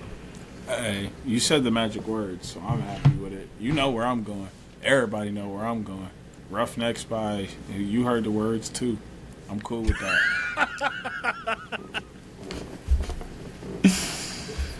Oh my gosh. Hoots? Oh my goodness, dog. I want to pick Georgia so bad. I know. I just... That offense has been so bad. So bad. I know. Lyle Thompson has not been Lyle Thompson. At all. But Aiden Walsh is Swiss cheese. It sounded like you said Swiss cheeks. Calgary can Calgary can outscore a lot of offenses in this league. Georgia But being can one we? of them. Can we? You can and you will. Give me Calgary. Bang. Calgary for 3. Bang! Yeah, we're gonna lose by 3. Oh, man. 1 for each single one of us picking them. Nah. We don't- 16-4 in we- Edmonton. We don't have good luck with that. I We actually, have great luck in Edmonton. I actually don't think Calgary Roughnecks have won a single game that all of us has picked. Whether it's just me and you or all 3 of us. What a time to start. What a perfect time for change. Against MVP candidate Brett Dobson. Yep. I can't wait till next week. Because one of 2 things gonna happen. I'm on y'all ass, or I'm gonna be able to say I was confidently wrong. Yep. He's going to be confidently wrong. Y'all better hope so. Because y'all ain't gonna like the way I'm gonna open up the pod next week if I gotta get on y'all ass. Hey, if Calgary wins, our records improve. If they lose, MVP Brett Dobson gains another vote in the tally. So you win-win. think this is just a win? All right. It's a win-win. The people of Edmonton get a show. Like I said. It's a win-win-win. Like I That's said. 3. Yep. 3 Calgary. Like I said, if this come out the way I think it's gonna come out, I'm on y'all ass. So you think Calgary's going to lose? At this point, So you yeah. So you want me to flip your pick? Not my pick, no.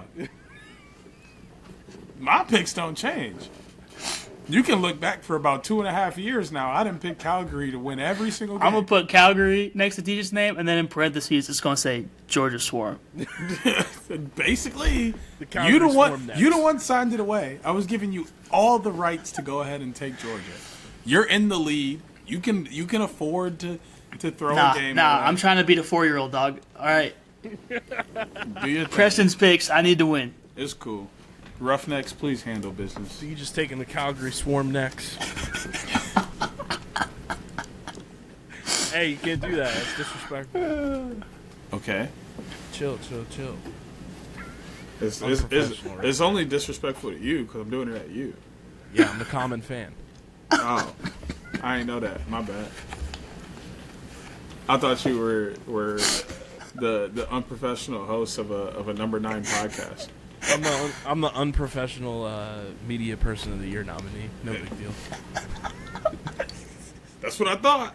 The most- That's why I flipped them because that ain't a big deal to guys like you. This show is ridiculous.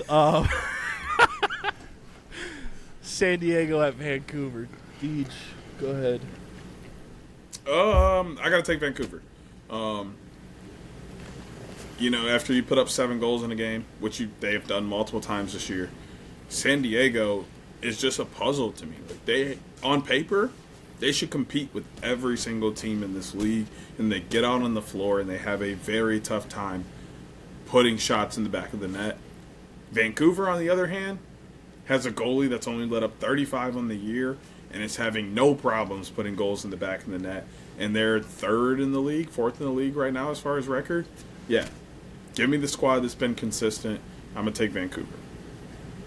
Yeah, I mean, when you look at just the goaltender discrepancy alone, and I know San Diego has Trevor Baptiste, and he'll be going up against Max Adler this week, but I just, when you have someone like Trevor, you should be getting more opportunities for your offense, and your offense isn't capitalizing on it, and then it's tiring out your defense. When you have Christian Del Bianco staring you down, it's tough. Vancouver's at home. I'm going with the Warrior Roughnecks. I like what you did. That makes 3 of us. Bang. Bang! This we week go is either going to go really good or really I told bad. y'all. I told y'all the way that I was guessing on the graphic. I'm pretty sure we're all going to be in agreement. Saturday at 8 Eastern, the first of 2 8 o'clock games on Saturday. Toronto at Rochester.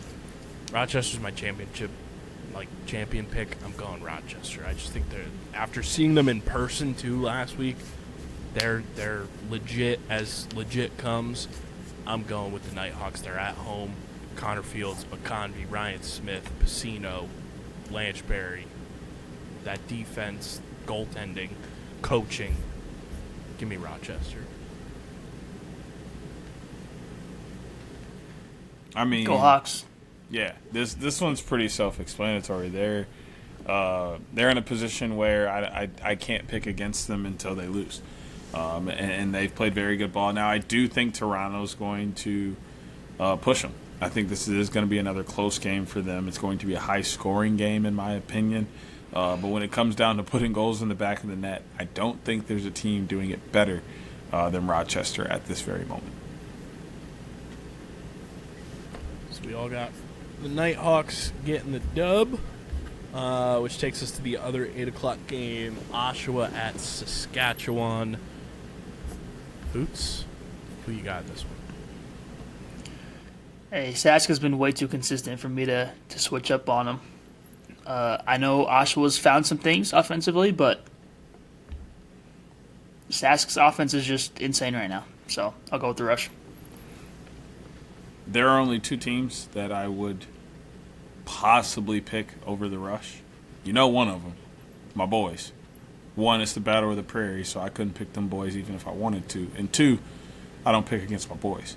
And then the other team would be Rochester, who's literally just flying off the board right now, really against anybody. Outside of that, I'm picking Saskatchewan over everybody else. They got Skiggs on the back end. They have Naso commanding the stripe. And then you can pick in between everybody else on their team as to who you want to be to spotlight for being consistent, because they're doing it all across the board.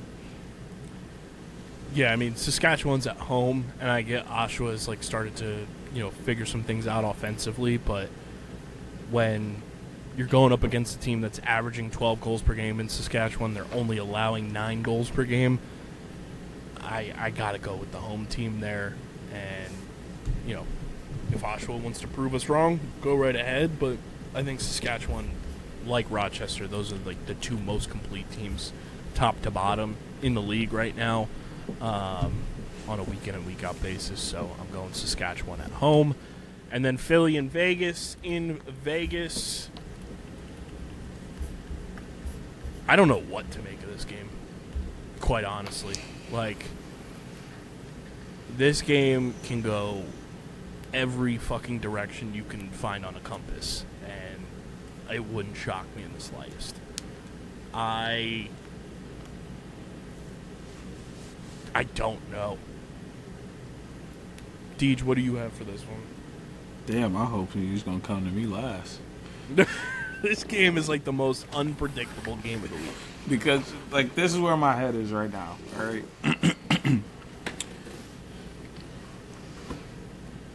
Philadelphia is near the bottom of the league in terms of goals given up at the moment. They're also near the bottom of the league in goals for.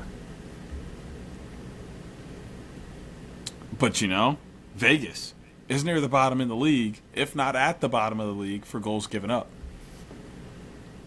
But they're in the middle of the pack for goals for. But when you look at how these teams are actually playing, I arguably trust the guys on Philly to come out and actually produce in this specific game. But the paper says the opposite. Well, that's the crazy part. Looking at this now, when you bring that up, the Wings' defense hasn't been that bad. It's just the offense isn't supplementing what the defense is doing. The Wings are, middle of the pack in terms of goals surrendered. They've only given up 54 this year, which, for context, Vegas is second in the league in goals against with 71. Ottawa's the only team giving up more at 73.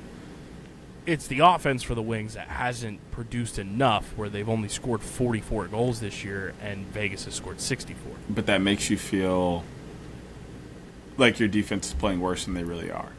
Mm-hmm. That's why it feels like they're at the bottom, because their offense is doing nothing, so their defense is always out there. And it's okay, if your defense is always out there, they're probably giving up a lot of goals, which to some extent they are. I think they're, if you do the math, 6th, 7th, I think, in goals against, which is not ever really where you want to be when you're only scoring 44.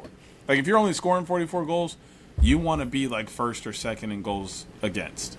They're 9th in goals against out of 14. Yeah, you want to be 14th or 1st, however. You want to be giving up the least amount of goals if you're only scoring 44 points.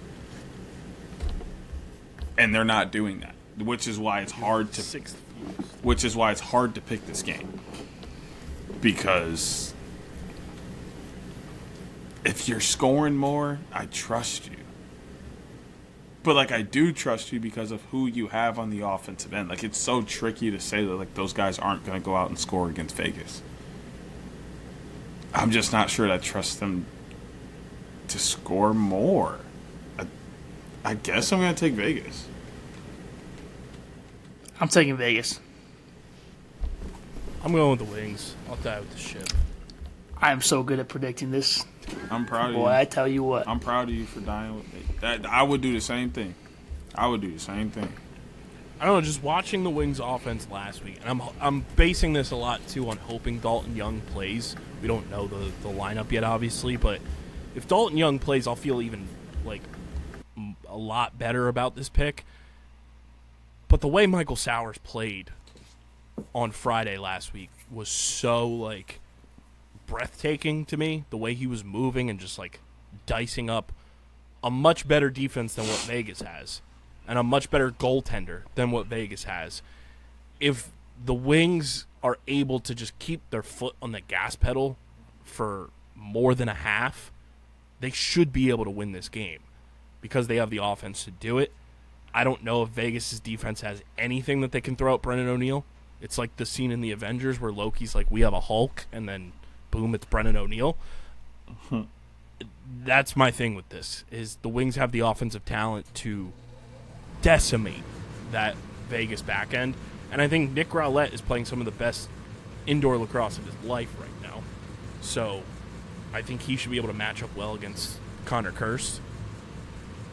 I don't know. I could be wrong. I could look stupid. I know Levy tweeted the Wings are 3-12 in their last 15 games. No better week to get a win than now. So I'm going with the Wings. So there you have it. We all have Colorado. We all have Buffalo. We all have Calgary. We all have Vancouver. We all have Rochester. We all have Saskatchewan. I have the Wings. You both have Vegas. And those are our Week 8 NLL Picks of the Week, brought to you by Kenwood Beer. Shifting from the box game to the field game, boys, we have a schedule. We have a PLL and WLL schedule. Quite a number of new and returning locations, some locations off of the schedule for the very first time, and 2 additional games this PLL season. And our PLL WLL talk here brought to you by our PLL app code. Guys, there's no better way to keep up to date with everything going on in the PLL and the WLL than in the PLL app. It is your one-stop source for all the latest news, notes, information about the league 24/7 in the palm of your hands. Plus, it's a gamified app, so you earn experience points for completing tasks in the app every single day. Download the PLL app in the App Store, Google Play Store. And when you go to the redeem code section, use code OTBPOD, that's OTBPOD, and you get 500 XP on your account. So download that PLL app, use code OTBPOD, get 500 XP on your account in the PLL app. Keep up to date with the 2026 season and beyond in the PLL app. Season starting earlier this year. That rumor confirmed true. We have 3 weekends all before June begins this year, and the season is starting May 8th to the 10th. We don't know the exact dates, but the PLL always blocks off just the entire weekend until they lock in the dates. In Salt Lake City, Utah, the home of the bubble, Deej's favorite city in America. That is one of the additional games added. So it's a 12-game season this year rather than 10. And after Salt Lake, we go to Rhode Island for the first time. Going to Pawtucket. Little Family Guy action right down the street from Quahog. They'll be playing at Centerville Bank Stadium in Pawtucket. That is the first regular season game for the WLL as well. Salt Lake City is just Utah. Salt Lake City is just PLL for opening weekend. And then the league has the first of 2 bye weeks during Memorial Day weekend, obviously for NCAA Championship weekend.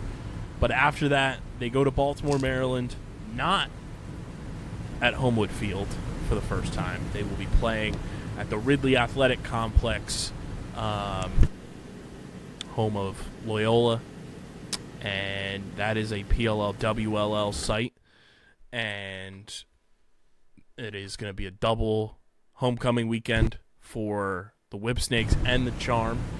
And then they go to Charlotte. That is also a doubled-up weekend, PLL WLL. And then Atlas and Charging homecoming weekend is going to be back at James M. Stewart Stadium on Long Island at Hofstra. And then they go to San Diego for Redwoods Palms homecoming weekend, the final weekend in June. All-Star will be July 4th weekend, coming soon. No announced location. We're assuming it's going to be Kansas City again, but no confirmed location just yet. Following All-Star break, we got a doubled-up weekend in Chicago for a neutral site, followed by Fairfield, Connecticut, also PLL WLL. And then Denver, July 24th to 26th, just PLL for the Outlaws homecoming weekend. And then a single PLL neutral site in Columbus, Ohio, Deej's second favorite city in America. And then Cannons and Guard homecoming weekend at Harvard Stadium, Boston. When did that information come out? Well, Utah's your favorite, so I would argue Utah's at 2 under Ohio, bro. Hey, that's saying something for Deej. breaking news, developing story. I hate Ohio. The only reason I ever go in it is because like I kind of can't avoid it. Like it's too close to not go in it.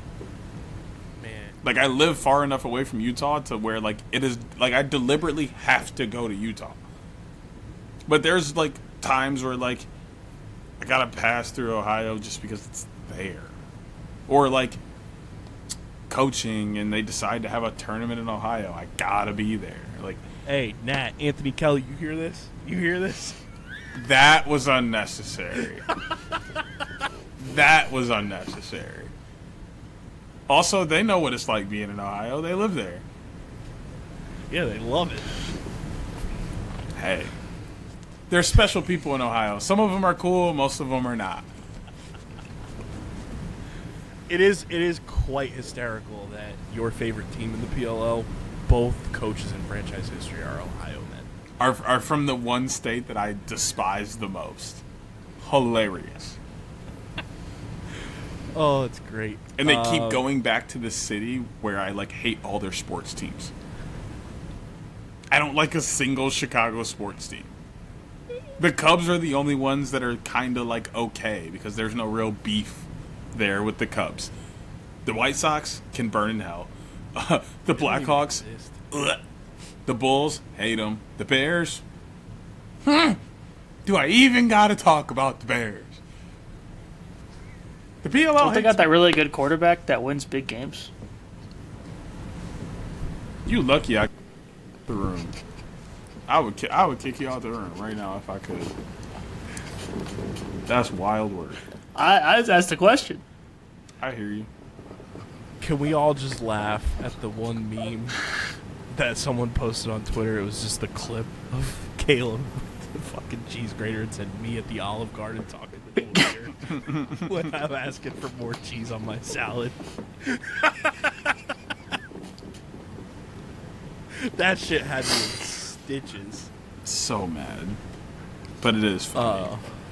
It was so funny. But Boston weekend is August 7th to the 9th. And then, this is a fun one, Water Dogs homecoming weekend and the WLL championship game in Philly at Subaru Park, where we are all but confirmed to be doing a live show. Yes. Yes. Because if there is ever a larger signal that live show is all systems go, it's me putting that on my Instagram story and then Mike Rabel sharing it on his. Yeah. He didn't really say yes, but he didn't really say no. That's kind of the vote of confidence there. It's all but confirmed, I would say, from multiple sources of me like already starting the planning process for that. So if you're going to be in Philly August 14th to the 16th for the WLL championship game and for Water Dogs homecoming weekend, OTB Live running it back for a third straight year in Philly. Yep. Fourth straight PLL season of a live show. Yep. Also hysterical that we did a live in Columbus that will never see the light of day. Things happen. A trial run. Exactly. That was the test run. Just a test run that featured Josh Byrne. No big deal. No biggie at all. And then the playoffs, we have essentially 2 weeks off before the playoffs even start after Philly. Minneapolis gets the quarterfinals again, August 29th and 30th. Semifinals back to Salt Lake on September 7th on Labor Day. And then championship game back in North Jersey at Sports Illustrated Stadium on September 20th. Thoughts on the schedule, boys? I'm going to save some money. Did you say that they don't play on the Memorial Day weekend? They don't. Yeah, they're off. So all those people that were on my timeline saying good luck competing with NCAA. Just the prior round, I guess. Of the Final Four weekend is a bye week. And also, so we're just complaining just to complain, I guess. Yeah, because also, if I'm not mistaken, 98% of college games happen in the early afternoon. Most PLL games are happening in the evening. For what we know in the past, that may not be true every week, but for the most part, these are not clashing. So even if they are playing on the same weekend, doesn't matter. I don't know, Deej. The only thing that would really hurt would be attendance during Memorial Day weekend because a lot of people like to go to the college championship. Other than that, these people online saying you still got to pick one to watch. Where is Final Four weekend this year? Because it was supposed to be at Gillette, but World Cup. I think women's is at Northwestern. Okay. So I'm probably going to that, by the way. I don't know where men's is. Championships in Charlottesville. Oh, yeah. At the University of Virginia. That's right. I do remember So that. Virginia's going to get a home game. Yeah, the quarterfinals are Hofstra and Delaware. Could we imagine if Virginia makes it all the way to the Natty and plays a home game for the Natty? That would be insane. Book it. I think it's cool that we're going to a couple new places, and you have the 2 additional games. Some places back on the schedule that I feel like belong on the schedule. Like, no matter how much Deej hates Columbus, we can all say that Columbus weekend in 2023 was pretty fucking cool with the amount of shit talking because fans were literally on top of the players. I'll also say Columbus is a little special for the pod. I believe that laid the true framework for this to have existed. Us being in the same place in 2019 in Columbus, I think, is the real reason all of this ended up being a thing. So, I don't hate Columbus for PLL. I just hate Columbus. Cool venue. Like, no doubt about it. Like, the stadium, like... I haven't seen the new stadium that they're going to be playing at this year. But I would imagine if it's anything like the old Columbus Crew Stadium that we went to in 2019, it's going to be a great spot. They're playing at Ohio State. They are playing at Ohio State again? Oh. Mm-hmm. The only thing bad about it is it's there. If they could take that field and put it somewhere else and change the colors. Patrick. Yes. Let's pick up this stadium and move it over here. That stadium was awesome, though. Yeah, it's great. It's so nice. Just the colors are the only thing that's bad about it. The colors and the place. And the fans are literally on top of the benches. So, like, the shit talking from fans. And it's the family fans, too. Like, the families are all sitting behind. So they, like, know some of these guys personally, too. It's funny. Ben Randall's entire family. Yeah, that was so funny. Did we tell you that story, Hoots? About what? In 2023, Ben Randall had, like, 90 friends and family at Ohio weekend, and they were literally just on top of the Atlas players, just like talking shit. Who was it? Kincannon they had at that time? Yeah, it was Jack Kincannon. And they called him like 6'6" and can't stop shit. That was the game that Atlas had that giant lead, and then the Water Dogs came back and won 19-18. That's hilarious. The crazy Connor Kelly game where he just and then the went infamous nuclear. Mike Pressler banging on the table. We had a JV defense. Bro was The livid. table was gonna flip. Oh, and the literal Harry Potter closet we were in for Presser. Literally. It was just the two of us. and the person there was, running like, it. one other person. Yeah, the person running the camera. And Grace, and then the coach and the player. And then the one game there was like, no, because that one guy from like Lax All Stars. Yeah, but he wasn't like, he only came to like one presser. Yeah, he went to like the Chrome, because he was the Chrome beat writer. Yeah, but he didn't like. That was the first year of beat writer. Yeah, he didn't go to any of the other pressers though. But yeah, Columbus is back on the schedule. Chicago, back-to-back years. Fairfield, obviously a staple. Rhode Island for the first time on the schedule. A new location for Baltimore. Salt Lake being the opening weekend. No Albany on the schedule this year. And Philly moving from Villanova to Subaru Park is pretty fucking sweet. And I think that's going to be a really fun weekend. And then obviously Long Island back on the schedule too after a year away. It's a cool schedule. Like Deej said, we're going to save a lot of money because this is probably going to be collectively our least attended PLL schedule in the history of the pod. Right now, I can flat out say I will be in Baltimore. I'll be able to make that one happen. Tentatively, not sure about Long Island. It depends on the actual date. Fairfield, same thing. Depends on the actual dates. And we'll obviously be in Philly, and then we'll be at the championship game. But other than that, not going to be doing too much traveling this summer, which like kind of works out because we've got the World Cup in a bunch of our backyards. We've got the MLB All-Star Game in Philly that we're going to be covering extensively. So to kind of be set up home base in a big year like this is helpful. I already put the bat signal out to a bunch of our photographers and got it on their radar for the weekends and everything. Obviously, Zach in San Diego. I reached out to Olivia for Baltimore. I sent Miles the Charlotte dates.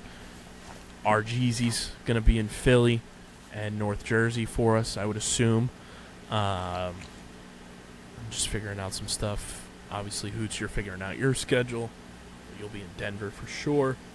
I like the buys. I think that's helpful, especially when you're adding 2 games to the schedule to get guys off their feet. And I think the buys work in perfect spots for where they are because there's the bye week, Memorial Day weekend, and then there's a bye week in between Charlotte and Long Island for like that second week of June, which is like the biggest youth lacrosse tournament weekend everywhere. So to have that weekend off finally, I think is big. But I think it's a good schedule. I'm excited to see how it plays out with the WLL as well,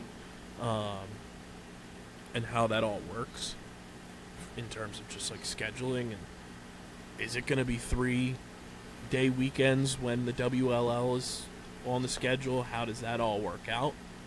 Nonetheless, I think it's going to be a really fun schedule, and we start a month earlier than we normally do. Yeah, I'm excited for the WLL to get a full season going and, be able to tour. And more girls are going to be – I already see a ton of them out at the PLL games, but I think you're going to see a lot more with the WLL games getting in the mix. And then I'll obviously get a chance to catch some more women's lax myself as I'm at some of these weekends, so that'll be fun. I can say for sure I will be at Chicago, Philly, and championship. I cannot say that I will be anywhere else for sure until I get my summer coaching schedule. And I, for the most part, like the move earlier in the season. We do get a couple more bye weeks this year, which I think is cool. And then I like where we're going. I think they're starting to solidify some possible expansion sites as you look at some of the sites that they're returning to on a consistent basis.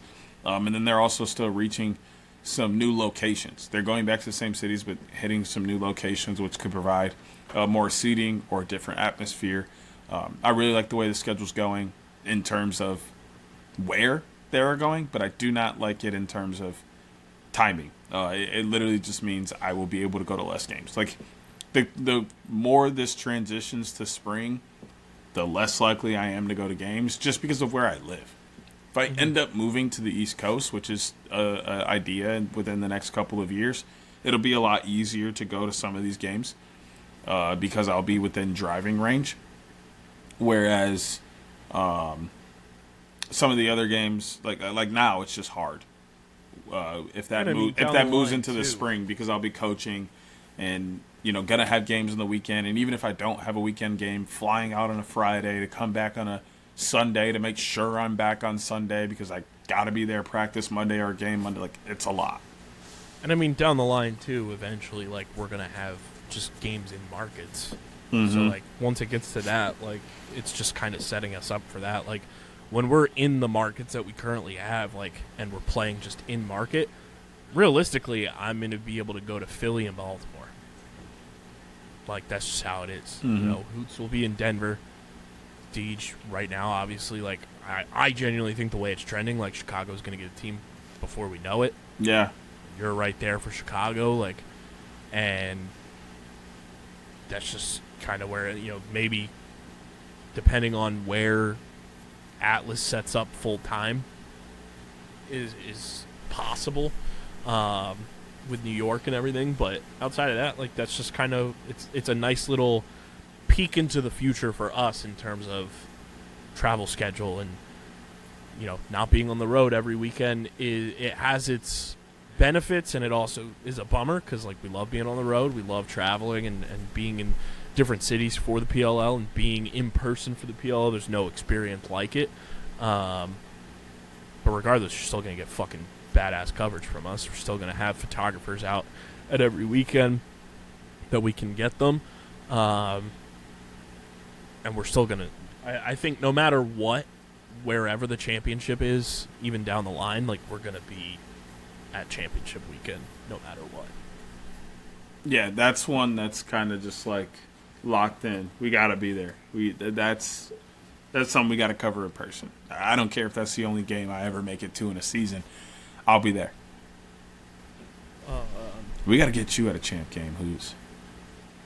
Believe me, I want to. I'm just not paying them plane ticket prices right now. Hashtag build the loop out to Denver. Yeah, but the plane ticket is like the only thing you got to pay.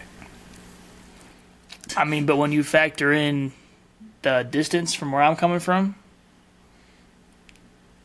that in itself is a lot. On top of, like, again, I've been to Utah the last 2 years, obviously. But I'm gonna try to make it to one of them again this year, and I got to pay to get out to All Star at KC. Yeah, but I think if you look now, you could probably find it at a pretty solid price. It's like 8 months. Potentially. Wait. I'm brainstorming on the fly here. Hoots is here. Deej, you're here. And then East Coast is obviously here for the championship game.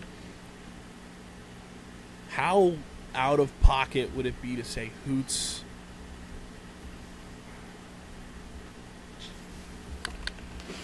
How crazy would it be, like, to fly to you first? Like, would it be cheaper to do 2 flights instead of one straight shot for him? Oh, like, I he think flies to, like, Chicago or something. I say it would all just kind of depend on airline, and really what it depends is the day you leave / return, airline, and when you buy your ticket. The closer you buy your ticket to the date you're leaving, the more expensive it's going to be. Leaving on the weekends is more expensive. Returning on a Sunday or Monday is more expensive. Tuesday is low-key the time to leave, but, like, that doesn't really help us at all in this matter. But it really would just depend on airline and, like, that kind of thing. Because I was wondering, like, instead of just one straight shot going from Colorado to New Jersey, go Colorado to Chicago or Colorado to Detroit, and then you guys fly here. Yeah. That would be a cheaper. Or honestly, I feel like Colorado to Philly would probably be relatively cheap.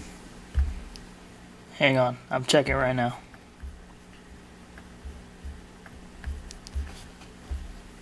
Because we got 2 championship games this year, technically. We do. Right, as of right this instant, it's not bad. It's just weird.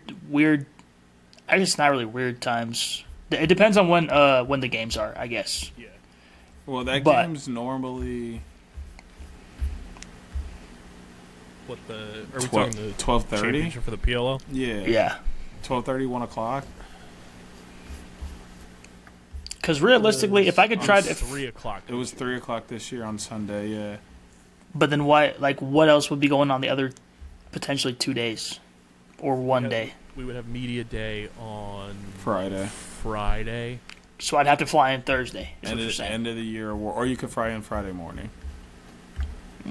That's not an option Friday. No, I'm just telling you, it's literally not. I'm looking at it right now. I can't get that. Because I also wonder if it's easier, like, for that, like, to fly into, like, Newark. That Potentially. could also be. We could look at this. We could look at this. The Yeah. other thing is, I 'Cause still that want to get to weekend is- Utah one of the weeks. Right. So it's like, I probably am not making it week 1. But could I go to the semis and then the championship the following week? I've Well, done there's that bye in between, too. Yeah, and there's like a week by in Yeah. between. So, Yeah. but Because the championship is in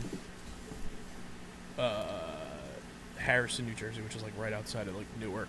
And, like, So Trenton Newark area. makes well, but then that means that somehow I'd have to meet up with you from Newark. I mean, I could just fly into Newark because I already said I was going to take the Friday off from football this year, so I could actually make things. So I was probably going to fly in Thursday night or Friday morning. Yeah, 'cause So we can media just day would be the arrange. Friday. Yeah, we can arrange to be at the same airport around the same time, so that we can That's true. That's just true. go all together. Damn, We'll figure it out. We'd have a whole squad because our Jeezy's going to be there, too. That would be nuts. Will they let us get 2 photographers in? Yeah, yeah. And you're You're also like co-host, too. you're also like a part of their photography circle, sort of. You have Think I'm trading about. cards with the league. like dog, they know you. I'm not saying they don't know me. I'm just You're not just hey, a random photog. hey, They know you more than Scotty knows you. nah, bro. Scotty knows me all the way. So much so that he stops conversations without even knowing I'm behind him to come dap me up. He maybe he won't even remember this, but that for sure happened just as I'm describing it in Kansas City this year. That's so funny. That's so funny. Like, if I see him this year, I'm going to go up to him this time and just talk to him because that was top tier hilarious. I also love that we're entering the era of the PLL now where it's like, oh, they did that in a 10-game season. Now this person did it in a 12-game season. I can't wait for that banter with, like, goal scoring and saves and everything. It's like the NFL going from the 16 to the 17-game schedule. It's like, oh, he did it in a 16-game season. We're going to get that this year, and I can't fucking wait. It's for gonna how be so stupid nice. People are going to sound. It's going to be great.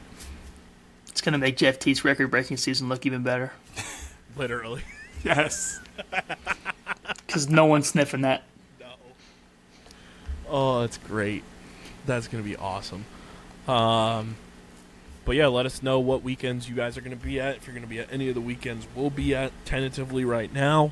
But the big news in the PLL that came across the docket today, as we record this, Roy Colsey is no longer the head coach of the Carolina Chaos. This comes after him being hired not even 12 months ago. He was hired officially January 30th, and he is no longer the head coach after a Kevin Brown report from Inside Lacrosse basically broke it down, saying Colsey, they couldn't come to terms on a new contract renewal, and he is parting ways. Spencer Ford will remain the GM of the Chaos, and it is looking like the Brooksy rule finally happened. And according to Kevin Brown, Stephen Brooks, friend of the program, is close to terms of becoming Carolina's next head coach. Crazy sequence. Dan Arestia put his article out on his website, and Dan and Roy have known each other for a long time, being Connecticut guys. My biggest shock, honestly, especially after we went through, the Andy Towers saga of him stepping down, the whole staff leaving last year, that Roy only signed a 1-year deal, according to Dan's report. From a PLL side of things, you're bringing in a guy that's in your Hall of Fame, former player. You're trying to do a little bit of, damage control of a head coach and his entire staff leaving abruptly. Bringing in a guy that you feel like can be the guy for a long time. And even at Colsey's introductory press conference, he talked about, that was the only job he wanted, was to coach the Chaos, and felt like he was, building towards something to get them back on track. And now, after less than 12 months at the helm, couldn't come to a contract renewal, and he's out. I think that was the biggest shocker for me, was that it was just a 1-year deal.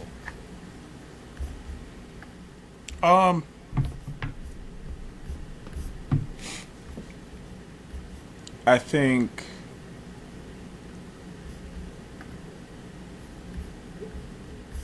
maybe there was plans to restructure. That was the whole plan, was, we just want to get... what Dan's article also said, not to cut you. It said Roy signed the 1-year deal but had intent to stay on board longer than the 1 year. It wasn't just a one and done at the beginning. Yeah, and I think the PLL was I think the PLL probably did come with a multi-year offer, which would make sense for them. And then Roy's well, I don't know. There's kind of some things, I'd want to discuss. And you think about how much time the PLL has to make those decisions. They probably just were hey, you know what? Let's look at a 1-year deal for now. We can restructure afterward and figure everything out. And then they just weren't able to come to a deal. That's kind of what makes the most sense to me as to why it was a 1-year deal. But unfortunately, none of us will ever know why it was a 1-year deal. Yeah, that's the strangest part for me. And in Dan's article, it says, a new media rights deal with network partner ESPN brought an influx of revenue to the PLL, which in turn brought a salary increase for players. It also led to an expanded schedule, one that may further expand in the coming years. Colsey was offered a salary increase by the league, though while player salaries increased 11%, the increase offered to Colsey was significantly smaller. Colsey was already paid less than head coaches in the PLL who don't have a separate GM role for their team as the Chaos do. Colsey attempted to negotiate a better salary given the increases in player compensation, new media deal, and more demanding expanded game schedule. However, the two sides were too far apart to come to an agreement. Wow. I mean... But on top of that, too... Money is money. For sure. But on top of that, too, we also remember Spencer Ford not only...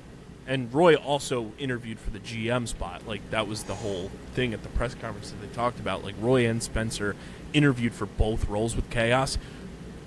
It's fascinating to me that Spencer was given a multi-year deal at the GM spot. Typically when, what we come to know of the major four sports at least, when you hire a new coach and you hire a new GM, you kind of bring them in together on the same timeline. And we don't know what Spencer's contract was, obviously. We just know that he's staying beyond, last year. He's going to be back with Chaos as their GM. It's fascinating that they weren't potentially on the same timeline of contract.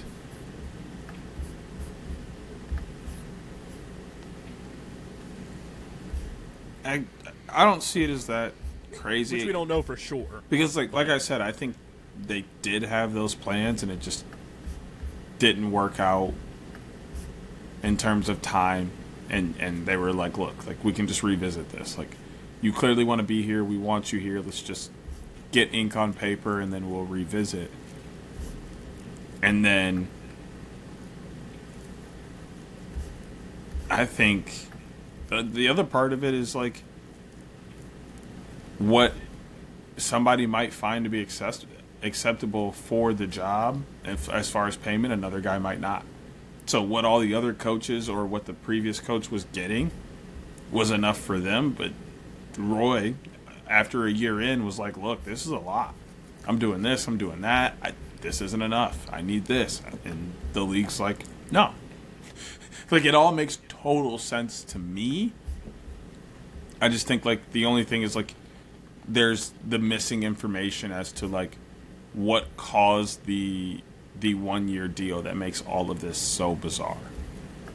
Yeah, and I was talking to a couple people today, and it was like, it is kind of interesting that from a baseline standpoint, we don't know coach and GM contract just year, like, lengths in the PLL, which I think would be a very helpful thing in terms of covering the league, because then you know, hey, this coach is in the final year of their deal. Like, are they going to stay? Is it something that the GM is going to extend them?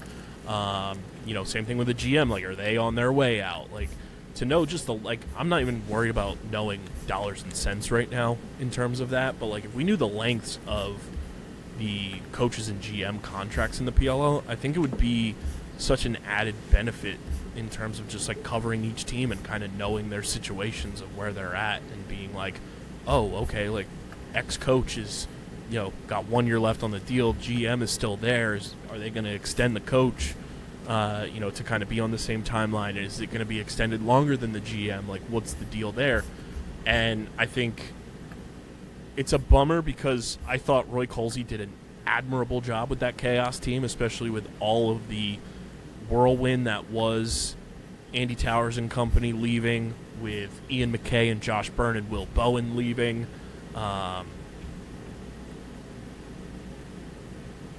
He turned Owen Hiltz into a Rookie of the Year candidate instantly as soon as he was, back from college. You had the emergence of Jackson Eicher. You still had that defense playing at an all-star level. Levi Virch looked amazing. He made, guys like J.J. Solstrop, like, household names. We were talking about him almost every single week. I thought he did an awesome job with the pieces that he was given, and it felt like they were building towards something really, like, cool down in Carolina with Colsey at the helm, and, like, they checked off and that was one thing I brought up to somebody too. I said, kind of surprised, like, Colsey didn't have, like, incentives in his 1 year deal where it's like, hey, you make Champ Series, boom, you get a bonus. You make, and we don't know this either, like, that could have been in there. You make the championship game, or you make the playoffs, bonus. You make the championship game, bonus. You make, you win the thing, bonus. Because Colsey flat out said, because he got introduced to the media at Champ Series last year, and said, we want to be playing in this next year, and boom, they did it. So it's like, it's a bummer that he's gone. I thought he was good for the league. I thought he was a damn good coach, and I thought they were, building towards something. I'm wildly happy for Stephen Brooks if he is, in fact, going to be the head coach of the Chaos. I think he's deserved to be a head coach for a long time in this league. Players love Brooksy across the league, whether they played for him, played against him.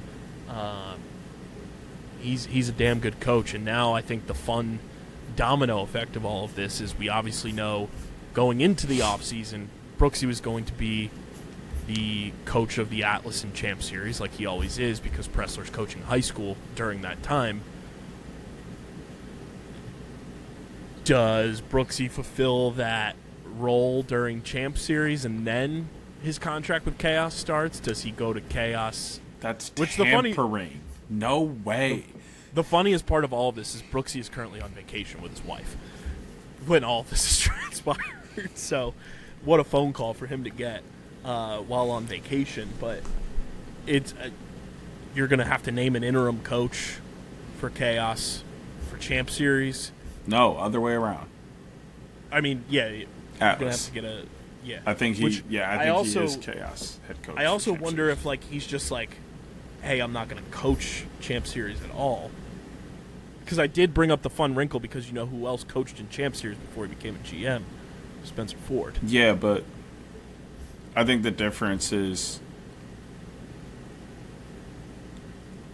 this will give Brooks, like there's so many guys on Chaos who are actually playing that like he has so much of his actual roster that I don't think he's going to give up the opportunity to see them in some kind of capacity. Obviously, it isn't PLL like regular season capacity, but you get a look at your guys and the skill set they're going to bring you in the summer. Obviously, you're going to have some guys added to that, but you have a large chunk of your guys. I don't think he passes up on that opportunity. Yeah, it's also interesting because like Spencer's obviously signed a bunch of guys so far in free agency. I would think, assuming Roy was going to be the coach and running his system, and now what does that do for, the overall? And I'm not saying Brooksy can't coach those guys, but it is interesting that you have this first window of free agency for the first time. You're anticipating having the coach there, so you're bringing back a bunch of the guys that were there last year, and now you have a new coach coming in late in the off season, quote unquote. I'm going to be fascinated by what Brooksy does if it is indeed him. Like, it's not confirmed, obviously. That's just Kevin Brown's report. Is like they are closing in on that deal for him to be named the next coach. But I think it's going to be one of the wilder seasons for a team in terms of how does it all culminate. Especially with Brooksy being an offensive guy. The offseason could be interesting. I don't see a lot changing. Well, it's going to be tough, too, because they've signed a bunch of guys. Yeah. It's not like Chaos's roster is as open as it was last year. Exactly. And Atlas's roster is pretty tightened up, too. Especially with a lot of those guys. Like, they just came off a championship. We know how most championship teams go. All the free agents do everything they can to sign back with that team so that they can try and hopefully run it back. Like, I don't see that changing for Atlas this year either. So I don't see like a ton of guys moving over from Atlas. They only have 3 remaining free agents anyway, the Atlas. It's Miles Jones, Dox Aitken, and Kyle Jackson. Which were all guys who really got no burn for them last year anyway. So I don't see them as like losses from that team anyway. Which we were talking earlier too. It would be fun to watch Dox in that midfield with Chaos if he decided to go and be like, hey, if I get more playing opportunity to go to Carolina, barring Dox not finding another spring football league to go play in. Which, like, to each their own. Go do it. Go ball out and then come back. Right. Which is a majority of why Dox didn't get any burn. He was playing football for half the season. But then on top of that, Miles Jones posted that cryptic Instagram post, like a month ago, of him in the original Chaos jersey. And that was all before this. And then Kyle Jackson, we know, has ties to Chaos because that's where he came from before he went to the Atlas. So those are the only remaining free agents for Atlas right now. And then when it comes to Chaos, it's Nick Rowlett, JJ Silstrop, and that's it. So there's not that many free agent spot. And then we also got to like calculate like what the draft looks like and when is the draft and when are those players going to be available, like especially like with the new schedule and everything. So there's a lot of interesting pieces here. Name I'm looking at just based on free agents right now that, like, I don't know. Would it be kind of funny to go full circle if it worked for him? Donville's still a free agent. Hoots, I know you don't want to Pause off. I know you don't want to lose him, but would be kind of fun.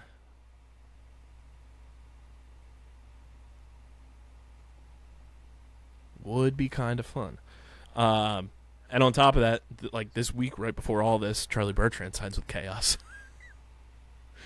To which Deej was like, "Where's my cheese?" I mean, it doesn't. It's not the worst. It's not the worst. I wanted with the Woods, though. I wanted to keep Birdie around, but we kept Malloy and Ryder.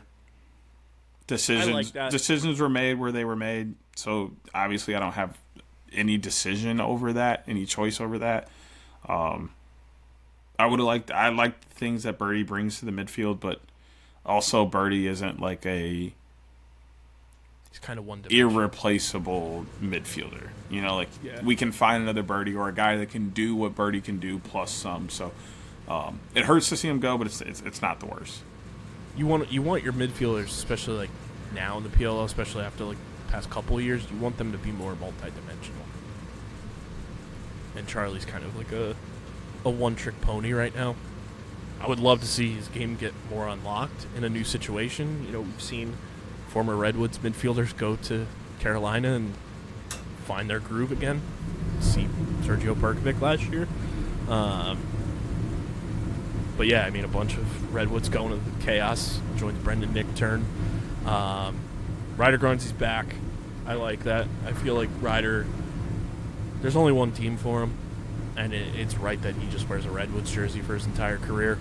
I'm intrigued to see how that contract plays out. He's signed through 2028, so that is his age 33 season, I believe. We'll see. I think this is a big year for Ryder. Really? In what way? Not that it can't be, but not saying like this is like going to be like this is a big year for him to like kind of like showcase that, hey, I'm still Ryder Garnsey. He needs to, or could be on the chopping block. Also, kind of shocking that Brian Tevlin's not re-signed yet, but I'm sure that'll get done sooner rather than later. It'll get sorted. They want him back. And then Hoots, the legend, Mikey Schlosser back with the Outlaws. Your thoughts? Good move. One of the first dominoes to fall. Just need Warren Jeffrey to make his way on down. Sigs inside. That's a Denver Outlaws champion, by the way. And There was some Philadelphia debate on Warriors. that. Yeah, some debate on that in our group chat this week. And a Michigan man. OTB trifecta. Mikey Schlosser is the ultimate vibes guy. Vibes and smiles. Never forget when he showed Deech's ass tattoo. Wild, bro. Just wild.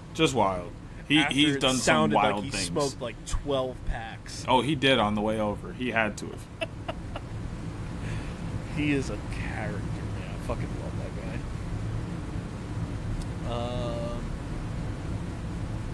And then I saw the Atlas just signed a bunch of guys to their Champ Series roster that are on their active roster. And then it feels like all of the Archers polls are just going to the Cannons. John Robbins going to the Cannons, joining Colby Bars. Chet Camizio re-signed with Atlas. Michael Rexroad, Will Mark, and Nathan Liberty all re-signed with the Atlas, and they're all on the Champ Series roster as well. That got announced today for Champ Series wise. Yeah, I mean, 3 coaches in 3 years is kind of crazy for the Chaos. Are they now the most coaches in PLL? How many does Atlas have? 2? Oh, no, they're with Atlas. 3? It was John Paul, Rubior, Pressler. So they're tied with Atlas for the most coaches.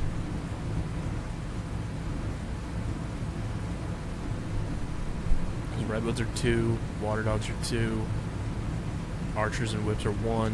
Mm-hmm. Outlaws Chrome are 2.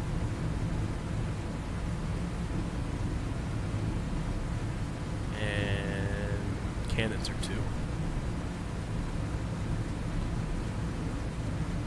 But to have 3 in 3 years, to catch up to the Atlas that quickly is wild. Nah, that... They said, hold on. I'll tell you what. Anything you can do, we can do faster.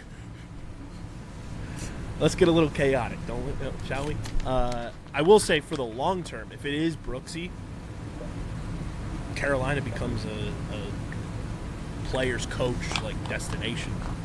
Like I was saying, like Guys love him.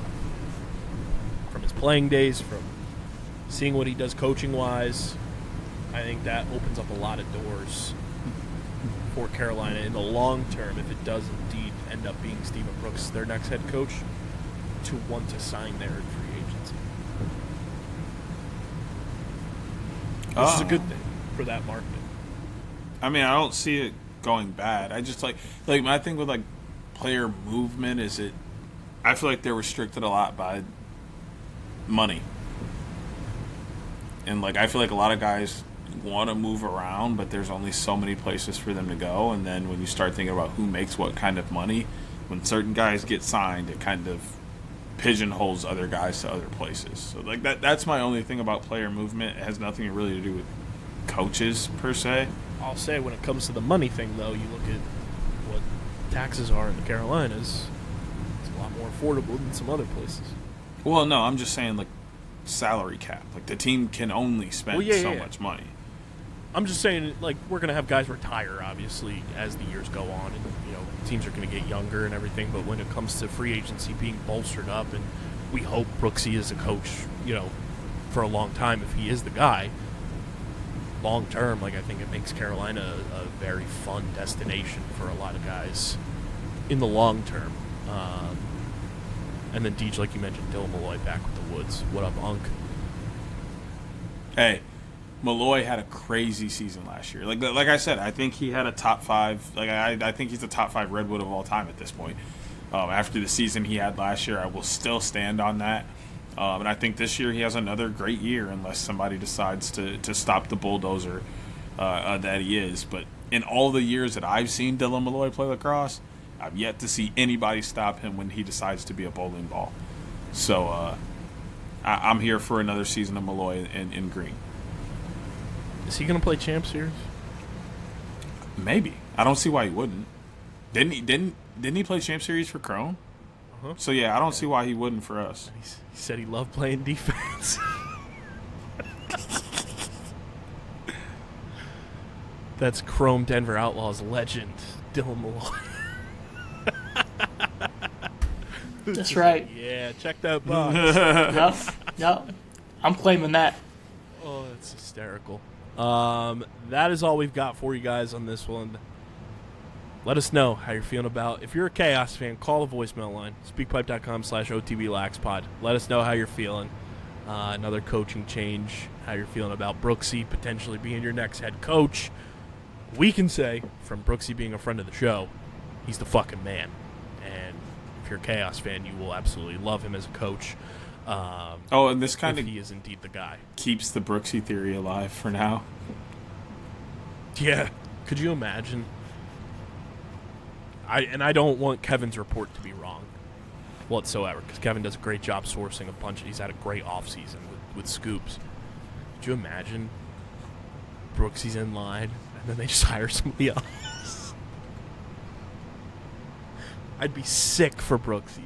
That would be devastating. I'd be sick. But would be so on par for everything we've said about that. It would fit the narrative to a T. A T.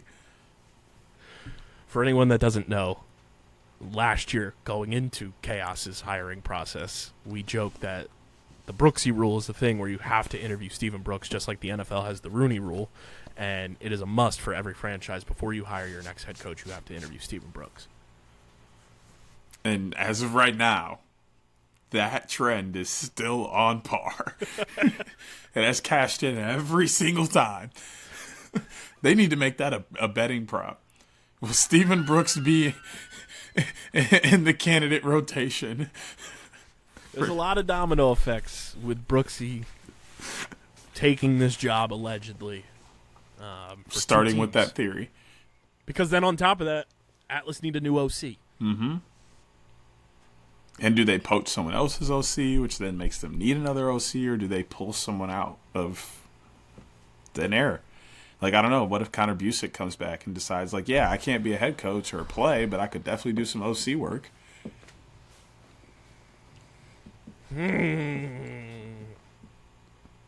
Or Joel Tenney, Joey Sankey. Like, there's some guys that easily could fill that OC role and bring a new spark to this game. Busick coming in as the OC would be fucking bonkers. We see what Snyder's doing with Stags and being a former player and what, that brings to that side of the game. So I wouldn't be surprised to see Pressler shoot at, an older, a former player, someone that either played for Atlas or didn't, and try and, take advantage of that. Who is an original member of Atlas? Brent Adams. I don't hate that either. Eric Law.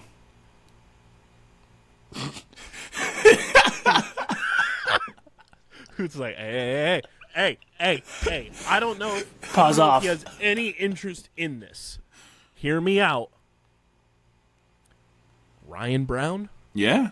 Yep. Brownie could do it. Absolutely. Arguably the greatest shooter. Mm-hmm. Brownie could do it. Is John Crawley still coaching college? I believe he's at High so. Point. Yes. He's at High Point. Damn.